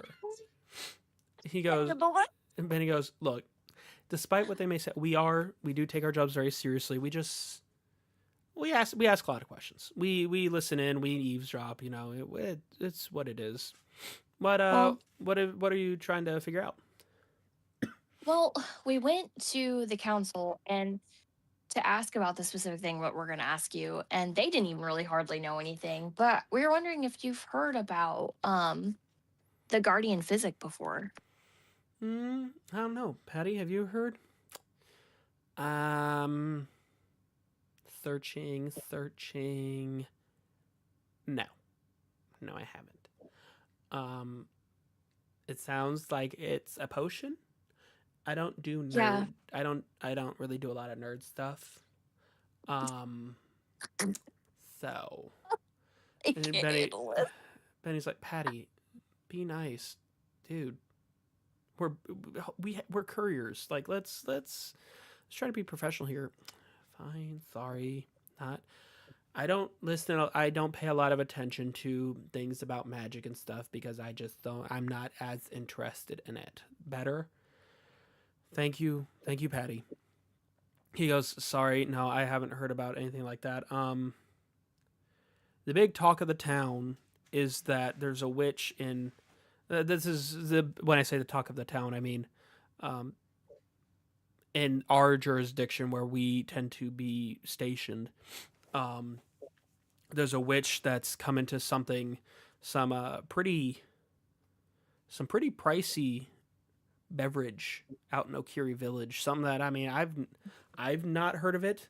A couple of the people we talked to and listened in on, I mean, they were acting like it was a big deal that the Switch got it. And I mean, from what I've heard, this Switch, she's old and mean and cranky, and no one's seen it yet because she's very to herself. But that's what they're saying is they saw someone ride into town. She spoke with them and then walked away with a small crate. So I mean, there's something there. I don't know if that's something of any use to you guys, but there you go. Is there anything else that you guys have came across that's odd at all, like different that you've heard too? Because I mean, that's a nice lead, but I didn't know if there's anything else you guys know too. I don't. Patty, have you run into anything weird lately? Let's see. Well, oh my goodness. Travis said he didn't want to hang out with me today. That was a little weird because it's me. I'm me. Maybe Travis was busy, Patty. Did I ask? Just giving my advice here. If he cares, he's gonna make time. What if he had to work? I don't date brokies. Well, if he's working, then he's not broke. Obviously, you've never heard of minimum wage. Oof. I'm getting. Ooh. This is getting. Patty's like Valley Girl. so materialistic. This is like Valley Girl crap here. It's literally killing me. I just want to let you know that Ghost. It's killing me. I've known Ghost for a long time, guys. This is just hilarious. This isn't the first time you've heard me use this voice. No, it's not, but it kills me every time. Usually I use it to make fun of teenagers. But yes, correct. I do surprisingly well with the Valley Girl thing, or the like. Yeah, it's very good, very sass. It's great. She goes, you know what? Now that I think about it, I did run into something a little weird the other day. There was a girl about my age out in one of the fields, just kind of writing and recording, like drawing and stuff. And I asked her what she was doing, and she said she was researching, that she's part of the AHA, but she couldn't give me any more information unless I traded or something. I'm like, no. My stuff is my stuff. I don't need whatever you've got. She's like, okay, well, if you need anything, you can trade me and I can give you some I can tell you stuff. I've been researching a lot of things. I'm like, girl, I got a job to do. I don't care. And I walked away. But she was out in the fields, so I don't know. Maybe she's still out there. That was a little weird. As I was odd. leaving, she was chasing like a butterfly or something. I don't know. But I saw her dancing and singing while she was researching stuff. She was all over the place. I really don't know. But that was a little weird. So, but that's all. That's all I remember. There's a ladybug on my screen, and I want it gone. Oh my god. You can Well, screw off. Well, thank you guys for all the information. We do appreciate it, of course. And Benny, yes, of course. Again, you wouldn't imagine how much I say this. I apologize for my sister. And she, excuse me. No, that's fair. That's fair, actually. No, that's fair. And he goes, if you need anything else, feel free to ask us, ask around. We'll help out however we can. Is there anything that we can help you guys with along the way? Not at all. We have our jobs. We have our jobs for the day. We're just getting set. We've got our job board that we can always look to. So we are good. Thank you. Okay. Well, we appreciate it and have a great rest of your day. You as well. And Patty, bye. Have a good one, Bye. ladies. And your friend there looks weird. Sorry, Mm. he's allergic to blueberries and then took another berry that a Kajobi berry, and he's just not doing well right now. He's gonna get better soon though. Someone on the council gave him some help, so Well, word of advice. I didn't think anything of it because I know I'm like super hot and stuff. Um, he was staring a lot, and he might get hit.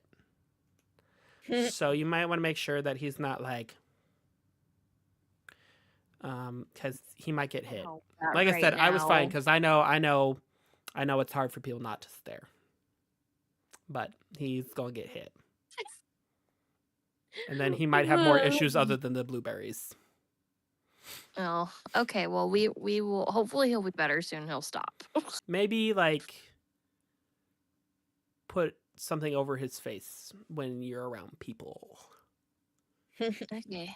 It I might. didn't know it bothered people. You're the first one to I'm mention just it. saying. Well, Actually. I'm just saying he stares, and I know he's not trying, or maybe he is, and he's a young guy. He may be smitten with me. It happens, whatever. But I'm looking out. I'm a courier. We look out for people, and I don't want to see a little elf boy get the stuffing beat out of him. So, just Well, thanks, Patty. yeah, Thanks, Patty. Thank you. you're Thank you. welcome. Thanks You're so much. welcome, Thank girls. you. You're welcome, girls. I hope Bye. I kind of mock her. Bye. As you're walking away, you hear her go, I know what they were doing when they walked away. And Benny's like, Patty, let's be real here. You were rude to them. I know, but I don't hope something bad happens, but I hope something not good happens.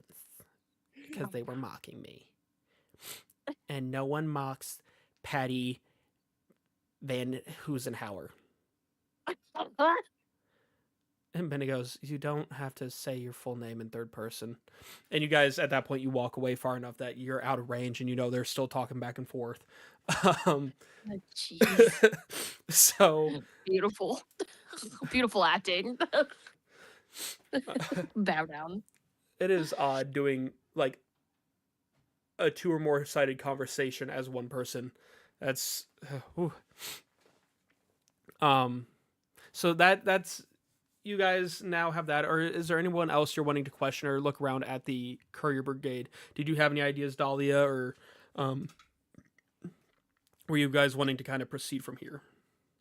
I was gonna say let's go look at the board. Okay. So you guys go look at the job board, and it's kind of similar. It's designed so the courier brigade manages all the job boards, so it's designed similarly to the one you saw in the Fish Head Coven. It's got more information regarding the factions. It's a lot bigger. So like I said, you have all the information of the different factions, the sword schools, the AHA, the oceanic exploration, the covens, different things like that, the scouts, the courier brigade, all that stuff. So you have the information on those. You have all your small like, hey, help me clean up my yard. Hey, help me do this. Hey, I'm an old lady that can't cross the street. I've been waiting here for a week. Help me out. But you get your bigger tasks, your bigger jobs. And the two that you specifically see, you see a recruitment letter from the courier brigade asking for any sort of help in managing rising numbers of fishmen outside of in the shallows in different areas. And you see a letter of request from the AHA stating that they're looking for any information regarding the wandering forest that others may have. Mm-hmm.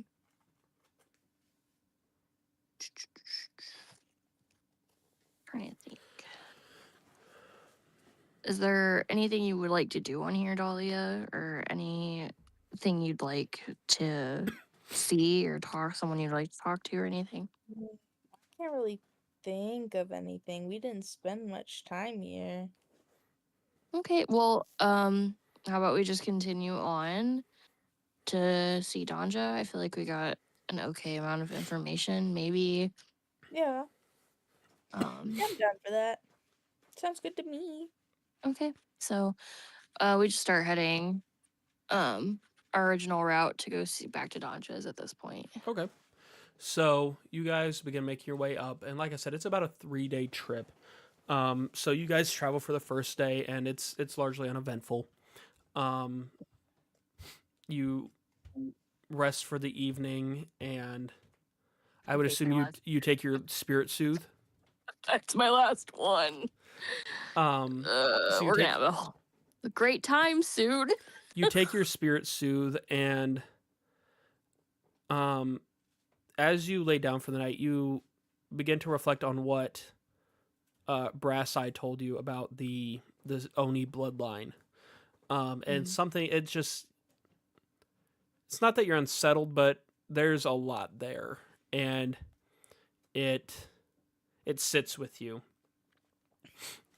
Dahlia, as you begin to rest for the evening, you start thinking about what Yolacanter told you. And in your it sticks with you and you begin to wonder about it. So how would you go about um like what would your reaction be now that you have time to sit with the information?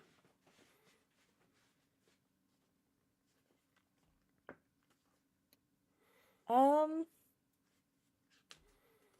I'd probably start reading the book to try and put more context to what she said because she seemed very rushed before, Okay. and she just sort of gave the minimum information.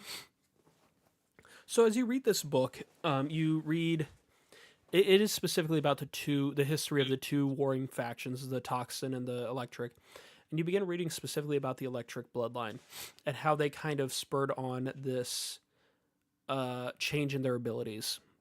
And you read, okay, frogs jump. Their whole deal is the mechanical components of jumping, of locking in the joint and pushing forward using that momentum to go. Um, and it kind of goes into the known science behind that and the friction and electricity that comes from it, and how these people understood that there is an electrical force behind movement. um, and so, as you begin reading it, you begin to see ways that you can start channeling and developing your electric bloodline through exercises and through getting your muscles to move and constant friction between the muscles in your body and the joints and the micro movements and things like that. And so you begin understanding more about how your abilities work and you get it to a working degree. Okay. So night passes and you guys awake the next day. Vess, you Mm. because you were so focused in on the the information you received.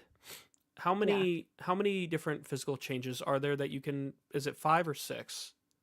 I think it's 6. There's hair, skin, The horns. horns. What was the other ones?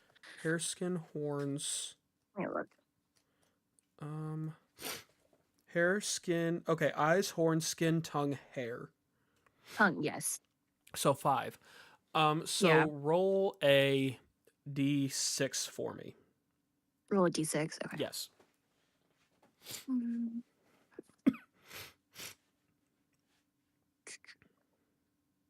4. 4. Okay, so as you wake up the next day, you feel oddly energized, which is abnormal. To an abnormal degree, I mean. You're not entirely sure why, but something feels different. Dahlia, as you wake up, you do look over. You see Vess waking up, and you guys are preparing.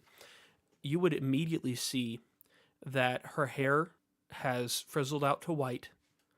Her eyes have changed to let's see, what color eyes would you say?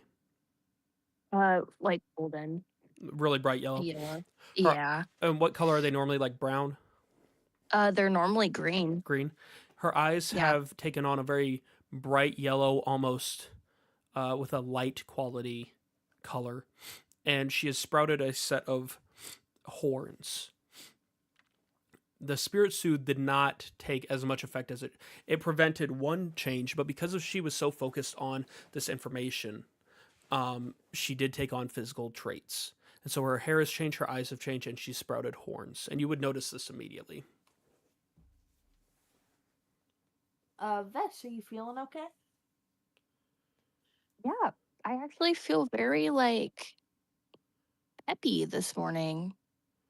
Don't know why. I mean, as long as you feel okay. Okay. Okay. You're just not going to mention it. Why would I? I feel fine though. Overall, That's honestly. great. That's good. Yeah. Why? Why do you ask?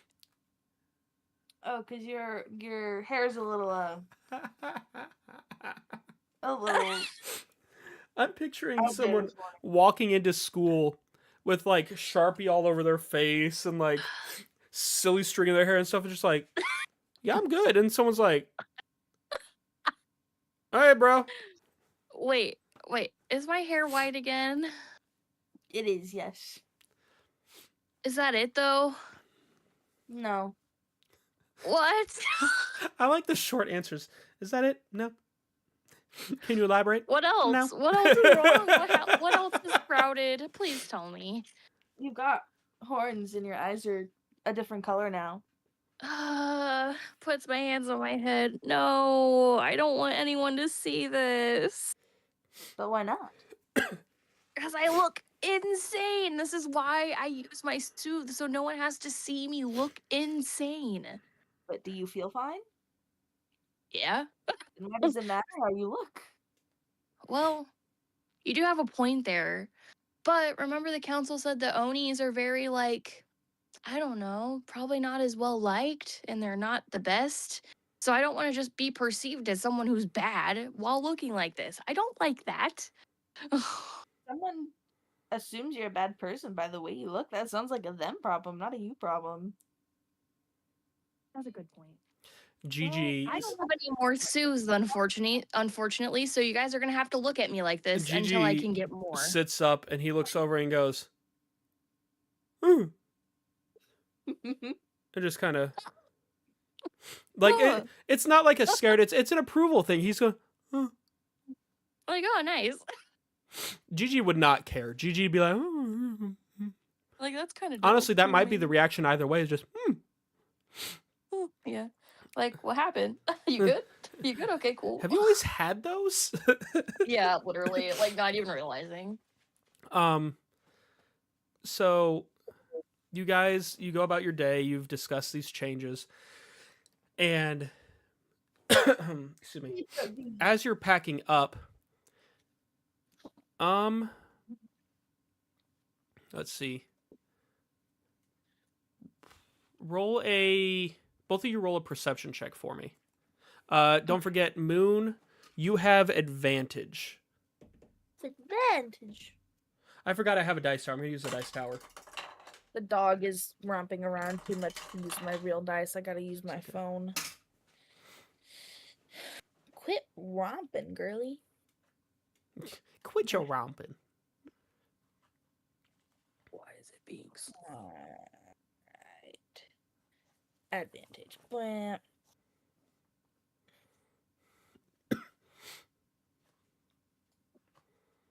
I got 17. Okay. That's not a number, my guy. Hold on, I need to change what my dice She look like, rolled 'cause an A. No, but you're not kidding. It's just like this weird triangle thing. You're not wrong. Kanati pointed out that while you're doing that, Avalon is kind of learning to write some letters. Like she's really only got A right now. But Kanadi pointed out, she's like, we've got a lot of papers around the house that just have the anarchy symbol right now. Oh my Oh, god. no. Because, toddlers overshoot the A's a ton, and it's like, yeah, kind of. That's so funny. That So is hilarious. silly. Silly girl. My gosh. Advantage. All right, here we go. Try this again. 17. So, same What thing. kind of check was it? Wait a minute. Was it just perception. perception? It would be Well, not much your wisdom modifier.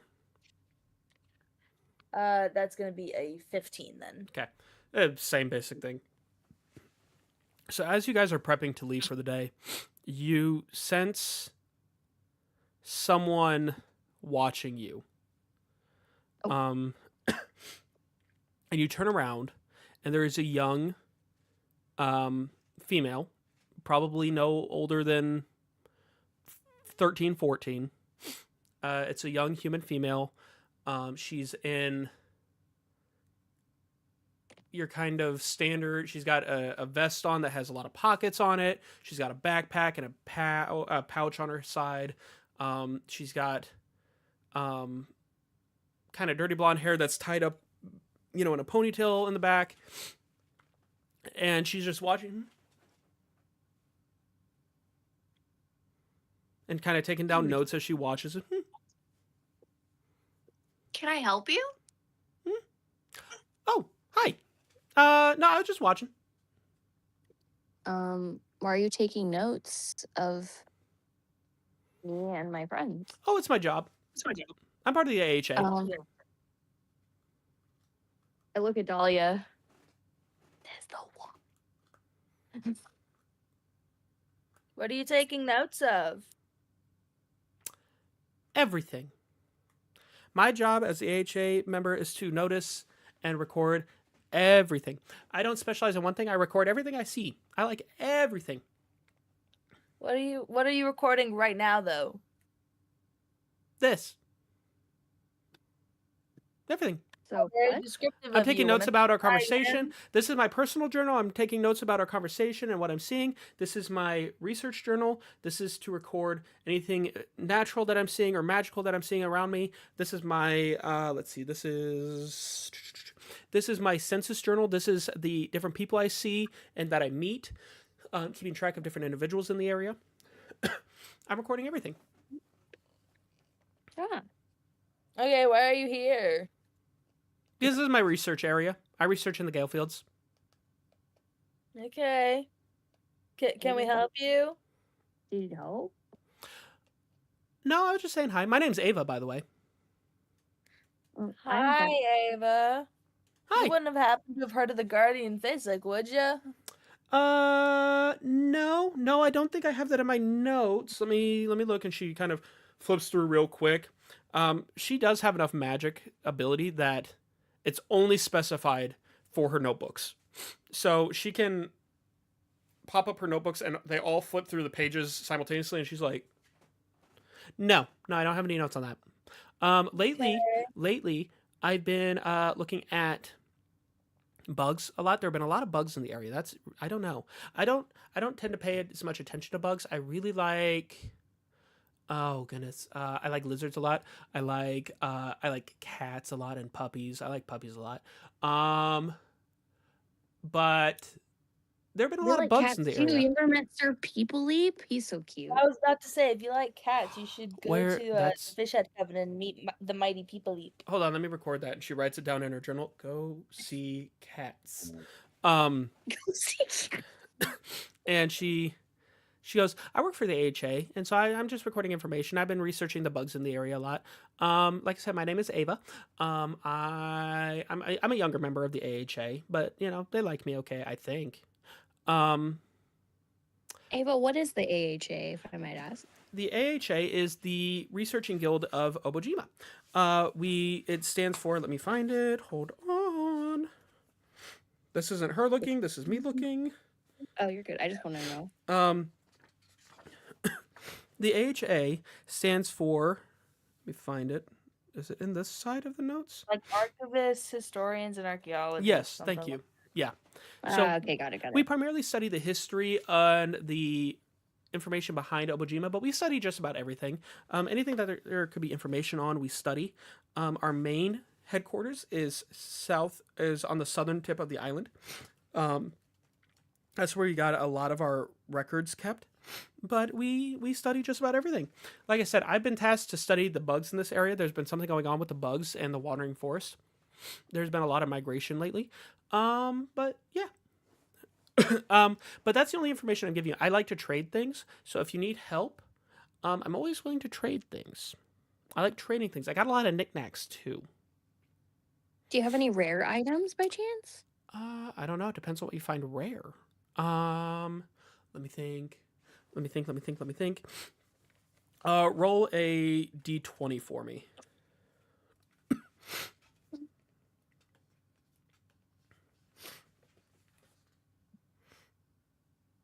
17. 17. Let's see. And she kind of rifles through her little pouch. Let's see. Well, while I was going through looking at all the different bugs in the area, I did find. Let me just make sure we're in the Gale Fields. I did find this little set of glowworms of the Vale. They're not like super uncommon to this area, but they're kind of neat to find. I found those. Let's see, and I have a Happy Joy cake that someone just gave me. It was a guy. It was a guy and his sister. They saw me, and he gave it to me to say sorry for his sister. She called me weird. And he gave me a happy joy cake to say sorry, and I took it. It's free cake, you know. That's how we know about you, through them. Oh, I hope good things. Yeah, those are the things I've got in my pouch right now. Don't worry, the worms haven't touched the cake. That's not. But those are the only weird, like, interesting things I have. I do have some other things, like some cool rocks that I found. I found a flower that I was going to bring and try to press into a bookmark. I've got, let's see. I've got a pair of gloves that I'm knitting. I knit, and I'm really bad at it. I haven't figured that one out yet. But yeah. Well, you should go talk to this older man called Ermi. His wife, she crochets, doesn't knit, but she crochets, and maybe she could help you and help you learn a little bit more about. Is she those near the things. cats? Yes. Same coven as the cats. Ooh. Yeah, I'll check that out. But yeah, so what are you guys doing? Well, we're just heading back to our person that gave us a job. It's like about 2 days away. Okay. We're here just trying to get answers for the Guardian Physic and ingredients and rare ingredients for the Guardian Physic, and we really haven't found a lot, so we're gonna go talk to her and let her know what we have found out. Very little, of course, but that is why we're here. We're just kind of heading back. I meant to ask for my notes. You both look different than others that I've normally seen. You have horns, which isn't normal for a girl, and you... shake my hand. And... oh, why are you static? Electric bloodline from the war between the electric people and the toxin people. Ooh, that's a thing? I don't know that I've heard about that. Do you have more And I information have- on that? I have a book. I'll trade you my cake for your book. Have I finished reading the book? Yeah, I'd say so. Yes, but you have to make me a promise that you will, when you go to see the cats in the Fishhead Coven, that you will return this book to the Council of the 3 and the 30. Okay, yeah, I can do that. And she hands you the cake for the book. The cake is an all-around useful thing. You can throw it at people. I'm gonna go ahead and give you the information now, just, assuming you guys use the arcane detection kit on it. You can throw it at people. You can feed people with it. You can do other things with it. It's a cake, you know? I mean, a cake can do what a cake can do. So Love that. it's 12, 13, and 12. And what about you, other lady? Why you have horns? Are you evil? I don't care if you are. I just want to know if you're evil.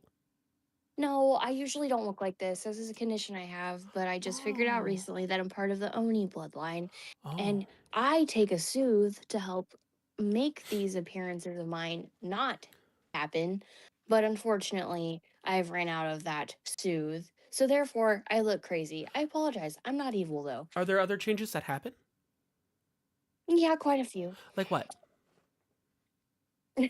My skin is one of them, Does it what and happens? What happen like I see the horns and the eyes and the hair. What happens to your skin? it turns red. Oh, and what else? I think the other one, It's tongue. Your tongue, I my would say. tongue is Uh, my tongue gets very like elongated. yeah, that's the best thing I could think of. She goes, "Oh, Very wow." like slithery, kind of like a snake And situation. she's written all this stuff down. She goes, "Well, I think you look cool. Um, I really Thanks. I've never seen someone like either of you really. So this is neat. The other guy, the guy back there, he worries me. Not in the Oh, way just that ignore him. not that I He's think allergic he's to berries and he ate some, and not so that I he's just not doing so good. think he's going to do something bad, just that he's going to be weird. This really makes me think we need to put some glasses on this man. He reminds me of my uncle a little bit. Oh, interesting. Is your uncle bad? No, he's just weird too. Oh, I promise you, Gigi's not weird. He's an oddball, of course, Mm. and he's very like I don't know. He talks a lot usually, but right now he's kind of inebriated because he had berries, so he's allergic to berries. Oh, well, is there anything anything I can help you guys with? You guys have been really nice, and I don't mind telling you some stuff here. Have you heard any rumors about rare magical ingredients? Like I said, I've been studying a lot of the bugs lately. They've been migrating to the Wandering Forest, which usually doesn't happen, but something's going on there, and I don't know what it is. I've been told not to go into the Wandering Forest because danger. But the fact that a lot more bugs are going there typically indicates something out of the ordinary, something not necessarily unnatural, but something extra natural is occurring. I don't know. I have to go back and ask the AHA about that, see if that's ever happened before. I've been studying out here for a while now. I've not seen it happen yet, so I have to ask about that. Other than that, no, I mean, the gale fields have been pretty normal lately. But anyways, I have to go. So if you guys ever are down near the AHA headquarters, feel free to ask for me. Like I said, my name is Ava. My uncle probably is also there somewhere. I don't know. He kind of just does his own thing. He's not bad weird either. He's just kind of odd. But yeah, so I hope to see you guys again. If you ever need help, find me, and I will get this book back to the Fishhead Coven. Bye. And you watch as she's walking away, and she kind of starts dancing as she walks, and she'll twirl here and there, and she'll sing, and then she'll get distracted and kind of move off to the side and write something down. That's just how she moves. That's how she's going. And that is where we'll end off for tonight, is with the meeting of Ava. You guys oh, well, there goes my pen. You guys have gotten a lot done. I'm gonna say you two get 50 experience points from this.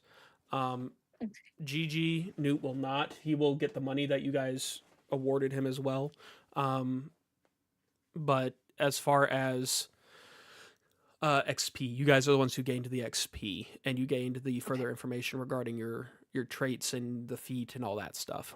So yeah, that is where we will end off the story for tonight.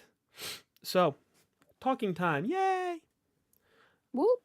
So, what are your guys' thoughts? Any assumptions or like ideas you're putting together? Ow, my knee! I I don't know why I didn't think that brass eyes would be part of the entire count, like the pretty much the whole head of everything. I didn't think that. I was like, huh? Technically, in the book, he isn't. He's just a prominent figure. Technically, they don't list what three witches are part of the coven. I don't think, or not part of the coven, part of the council. I think it leaves it a little open for your decision, other than the amalgamation. But I figured I'd. That's why I was kind of asking you guys about them last time, was to see, okay, how far they are seeing ahead on this one. Because I'm like, they've already met all three of the council members, other than the amalgamation. So, Yes. I figured that the one girl that had all the animals that talked for her, I figured she was part of it. But yeah, no, I'm glad that kind of came as a woo, hello.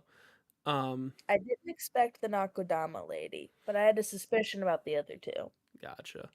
Yeah, the Nagudama, her whole thing was how she's described is she's very anxious. And so I kind of wanted to play her a little bit more on the paranoid side of like, okay, what could go wrong? What could go wrong? Bim of the Beast didn't really have any. She was just kind of listed as enigmatic. None of them had a ton of personality, or the other two didn't have a lot of personality trait given to them. So it's kind of left up to, interpretation.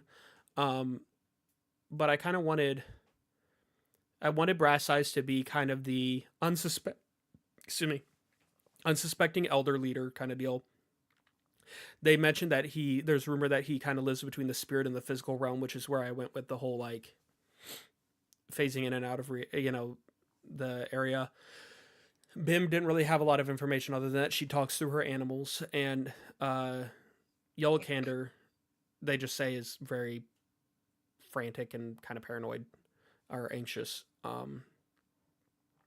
But no, I'm glad there was a little bit of a surprise there. That I'm glad that worked out there. Let's see. Now I gotta make sure you guys know the character you just met. Ava. Yeah. Ava. I like her. What are your thoughts on her? She's very like Very quirky. yeah, very quirky, like very hyper. Like I got like so many things that going on in her brain. It's like she has ADHD. Like there's so much happening. So there's something I do with every campaign that I write. Technically, I've only done one other campaign, and I did. Is that technically Avalon? Yep. I aged. Oh my gosh, that makes sense. I aged Avalon up and tried to mix her personality with working in the AHA, and the uncle she mentioned. It's Newt. It's Newt. It's Newt.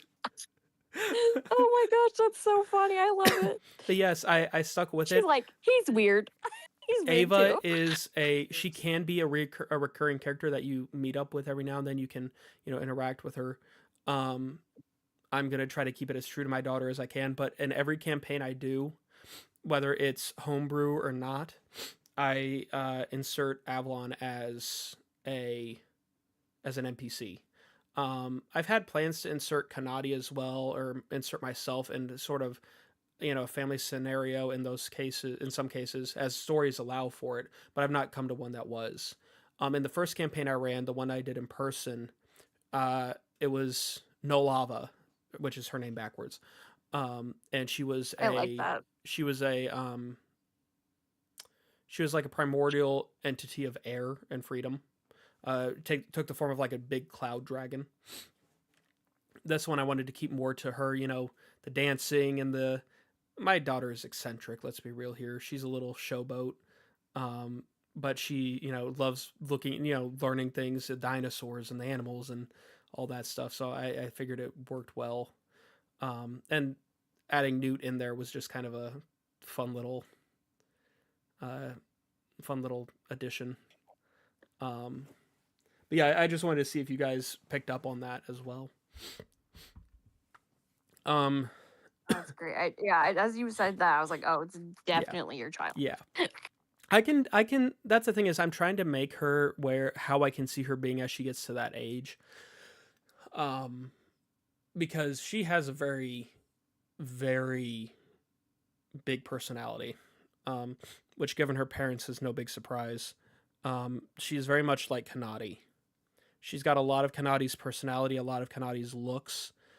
She's got my attitude and my appetite, and that's about where that ends. Um, but I can definitely see her as she gets older being that very like eccentric, wanting to learn about everything, dancing around, just kind of, I'm, whatever, not really caring what people are doing or whatever, just kind of vibing with whatever she's got to do. Um, so that's kind of what I was going with there. Um, and I did introduce her a bit earlier than I anticipated, not too much earlier, but a little bit earlier, but just to kind of help things move along. So what are you guys thinking in terms of kind of what you think the next steps are going to be? As I know you said you're going to report to Danja, kind of give her an update since it's been a while, but what are you thinking? I don't know. I feel like I'm like at a loss of like what could be next, and I think that's a good thing because sometimes I anticipate things and I think, oh, this might be next, but I quite literally like I don't know, and I think that's a good thing because I'm just curious of what's coming next at this point. I think it's just because the Guardian Physic is just one of those things that is so rare and so hard to find the ingredients for that I'm just like, dang, how are we going to proceed forward and find people that know what this is? That's the thing. What about you, Moon?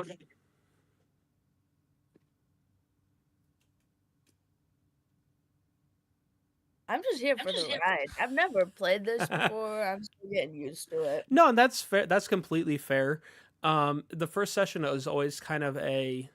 You have to remember my last campaign I ran, which I keep saying this, but a lot of them were new players, and a lot of them were ones that also, like, actually, a couple in our group, one of the other couple in the group that has our two goddaughters, both of them are kind of in a similar boat that you and your husband are in, where they've played D&D, but either it's been very loose, very kind of just like, oh, what are you going to do? Oh, what are you going to do? What are you going to do? With the rules being kind of at the wayside, or it was they had to kind of rush through kind of thing. You know what I mean?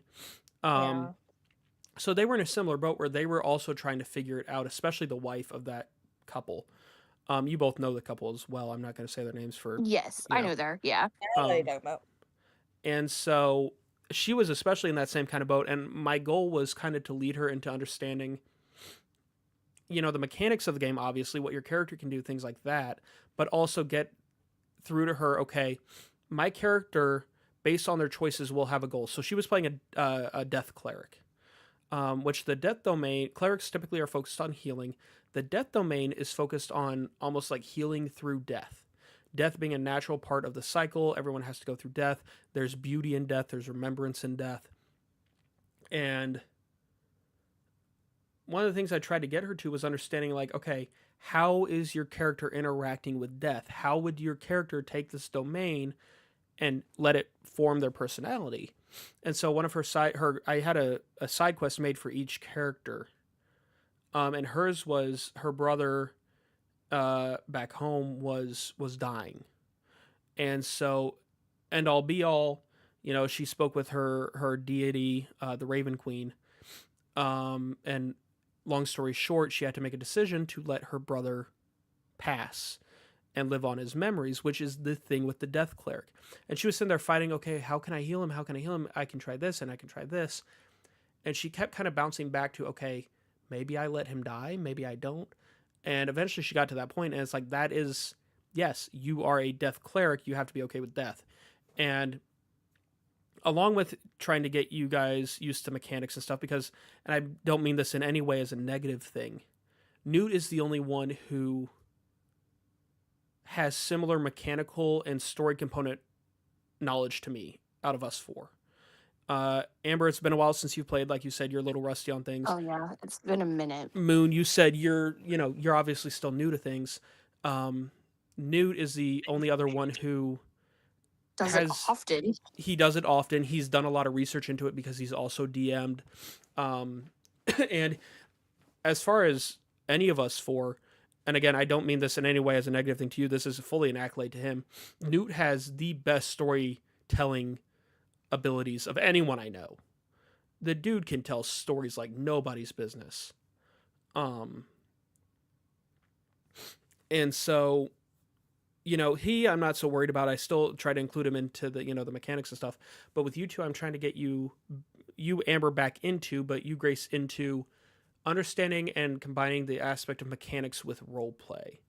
And everyone does role play a little differently. Some people are more into it. Some people aren't. Some people just go with my character does this. My character says this, which is fine. There's place for that too. But that's my goal, is to kind of get the idea of, okay, this is what I can do. This is why I would do it. And this is kind of like how my character has come to these decisions in life.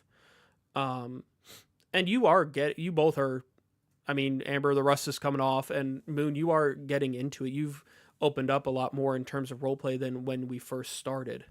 We're on I think this has been session 6. And so you're getting there. It just takes some time, and it takes different amounts of time for different people. For me, when I first because I started out as a DM, I've never actually played as a player. Which is why Newt is willing to DM as well. And, if we change the party at any point, different people have said they DM or, different things like that. But I'm excited to actually play. But like, for me, I have to remember roleplay comes a little bit more naturally for me because I did plays, I did monologues, I made characters. I played video games my whole life, So everyone comes at it from a different point, and it takes some time to kind of get used to it and understand what's going on. But all of you are getting into it. You guys are interacting in character, which is good. And that, that's what I would encourage, is just remember, okay, I can be in character. I can be goofy. I can be, I'm being my character. I went full Valley Girl this session. So if anyone has made a fool of themselves, it has been me going from major general or general lieutenant or whatever, Escalante, to Valley Girl Patty. You guys aren't going to make a bigger fool of yourselves than I will of me. Ever. It's hard to do that. Most people can't do that. Newt might be able to do that.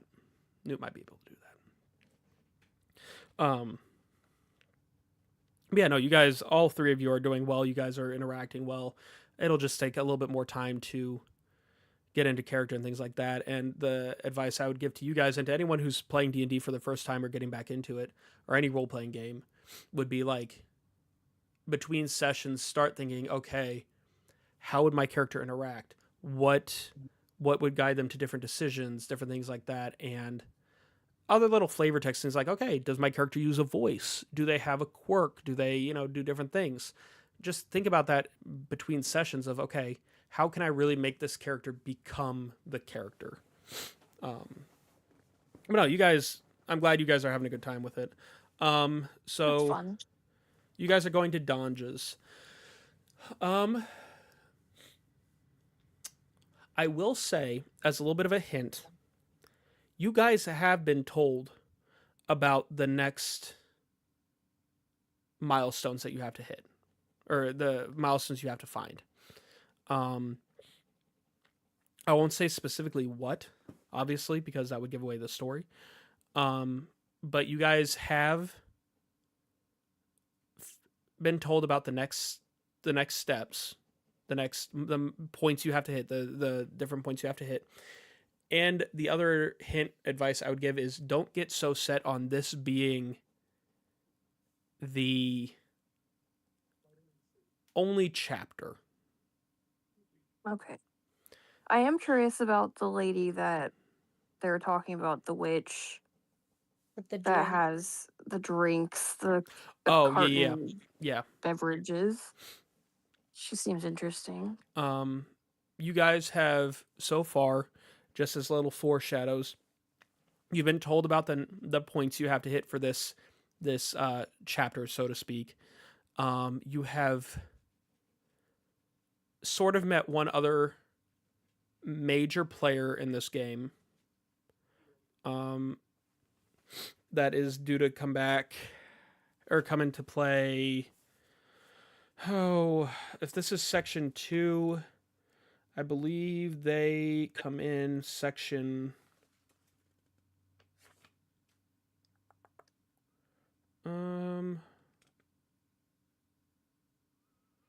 section 5 or something like that. Okay. It's either section 3 or section 5. I can't remember. I have to look back through my notes and find. Oh no, it's section. Okay, so this is section 2. You guys are in section 2. There's a player or a character you'll meet in section 3. Section 3. Every other section is either shorter or longer. It's research and discovery, and then putting the research together, that kind of thing. So there's a major character that you've inadvertently met that you guys will be meeting in the next section as well. This isn't a hugely long campaign, but it's not a short one, I don't think. Once you guys kind of get an idea, I think after this one, now that you guys are kind of getting it and you guys are seeing how the game is going, after you complete this section, I think it'll go a little quicker, possibly. Kind of depending on how you guys go about it. Okay. Intriguing. So what do you guys have any, let's see, I guess premonitions of what's to come? Any ideas, any thoughts that you're kind of sticking with or anything? Not particularly. Yeah, same. I'm not sure. Okay, no problem there. Let me think here. I'm just trying to think of little bits and pieces. I hesitate to ask because I feel like I might already know. What was your favorite, I guess, scene of this session? I really liked the whole council scene. I thought that was Okay. really cool. And I really, I did really like Ava. I thought she was okay. fun. I thought you were going to say I Patty. You had a lot of fun and with Patty. is a sassy firecracker for sure. She's just doing her I like thing, her dude. a lot. She's just doing her thing. She just doesn't like anybody. Is what I would say. No, she likes people. She just can't be bothered. She's too She's pretty just for too this. hot, and she's too for this. pretty. Yeah, that's what I'm saying. She's too pretty. Too pretty to be bothered by anything. She what is, I don't know. No, that was, I will say I'm very happy with, because there's a lot of, I'm doing this campaign a little differently than I've done before. The campaign I did before this was entirely homebrew. I made everything. The world, It's hard. the NPC, all of it. And the other thing is in that one I did more so how I normally write things, which is I write down every possible contingency. I typed it all. I mean, I only did front pages, but it ended up being like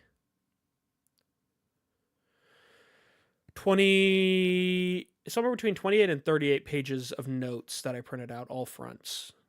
Wow. Which isn't a lot for, I mean, there are people who do whole books for their homebrews, but in that one I did a lot of like, I wrote down every possible contingency.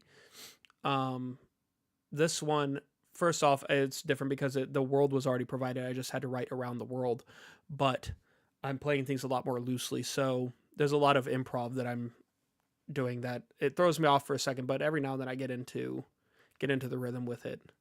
And I'm pleasantly surprised with how, I don't want to say easily that's coming, but how it's kind of playing out.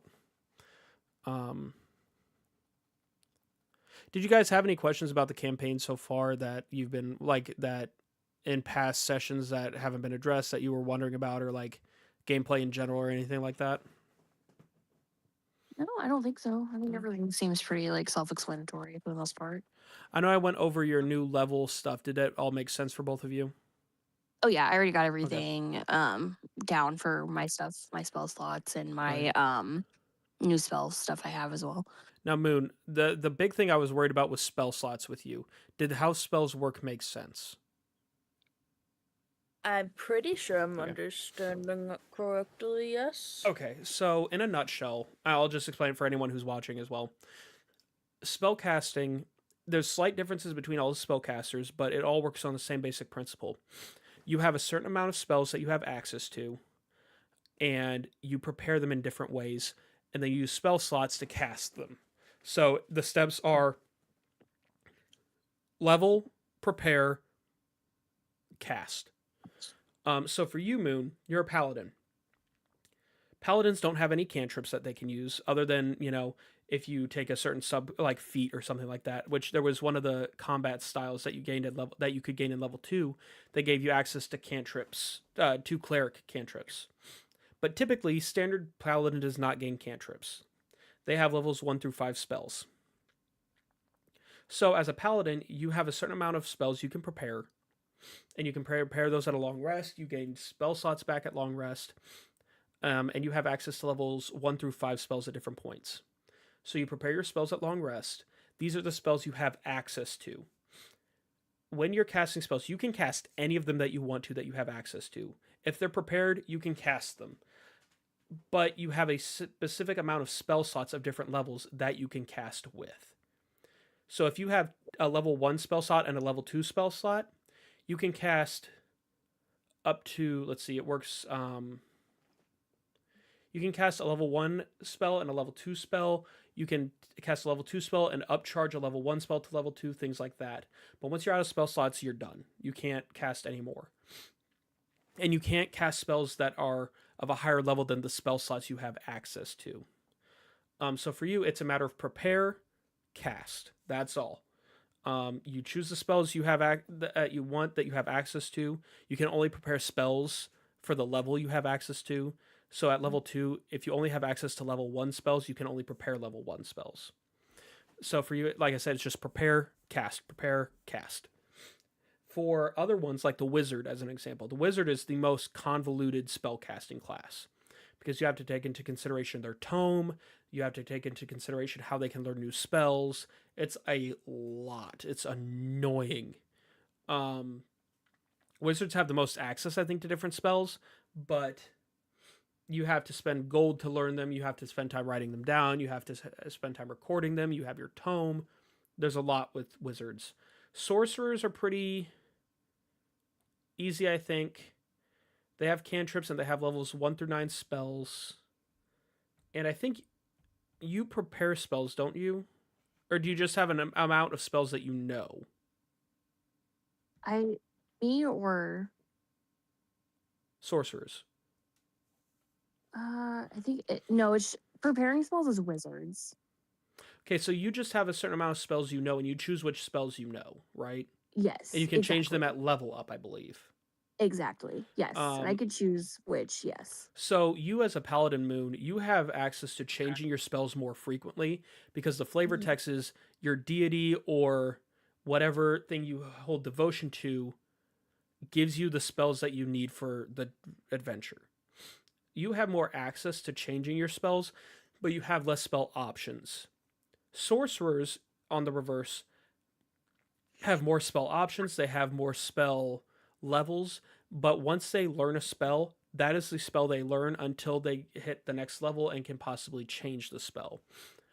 Paladins are in a weird state where they are one of the kind of combo martial magic classes.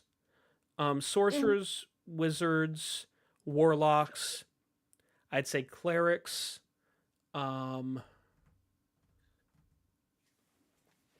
those 4 are your casters: barbarian, monk, fighter, ranger. Those are your martial. Oh, druid is caster as well. You've got some that are kind of combos: artificer, which isn't technically official, ranger. Oh, sorry, rogue is part of martial. Rangers are kind of a combo. Paladin is a combo. Bard is kind of a combo. You can kind of see how they line up based on what their abilities are and how they work with magic and physical combat. You're more of a physical combatant than a caster, but you do have access to casting. Newt is entirely martial class. He has no magic. And Vess is entirely magic, no martial. Other than, I mean, some subclasses and stuff, but that's kind of different. Casting in D&D is probably the most convoluted thing, realistically. It's the thing that most people have the hardest time learning, I'd say. Especially if they want to start with Wizard, which I would never suggest a new player start with Wizard, ever. That's a nightmare.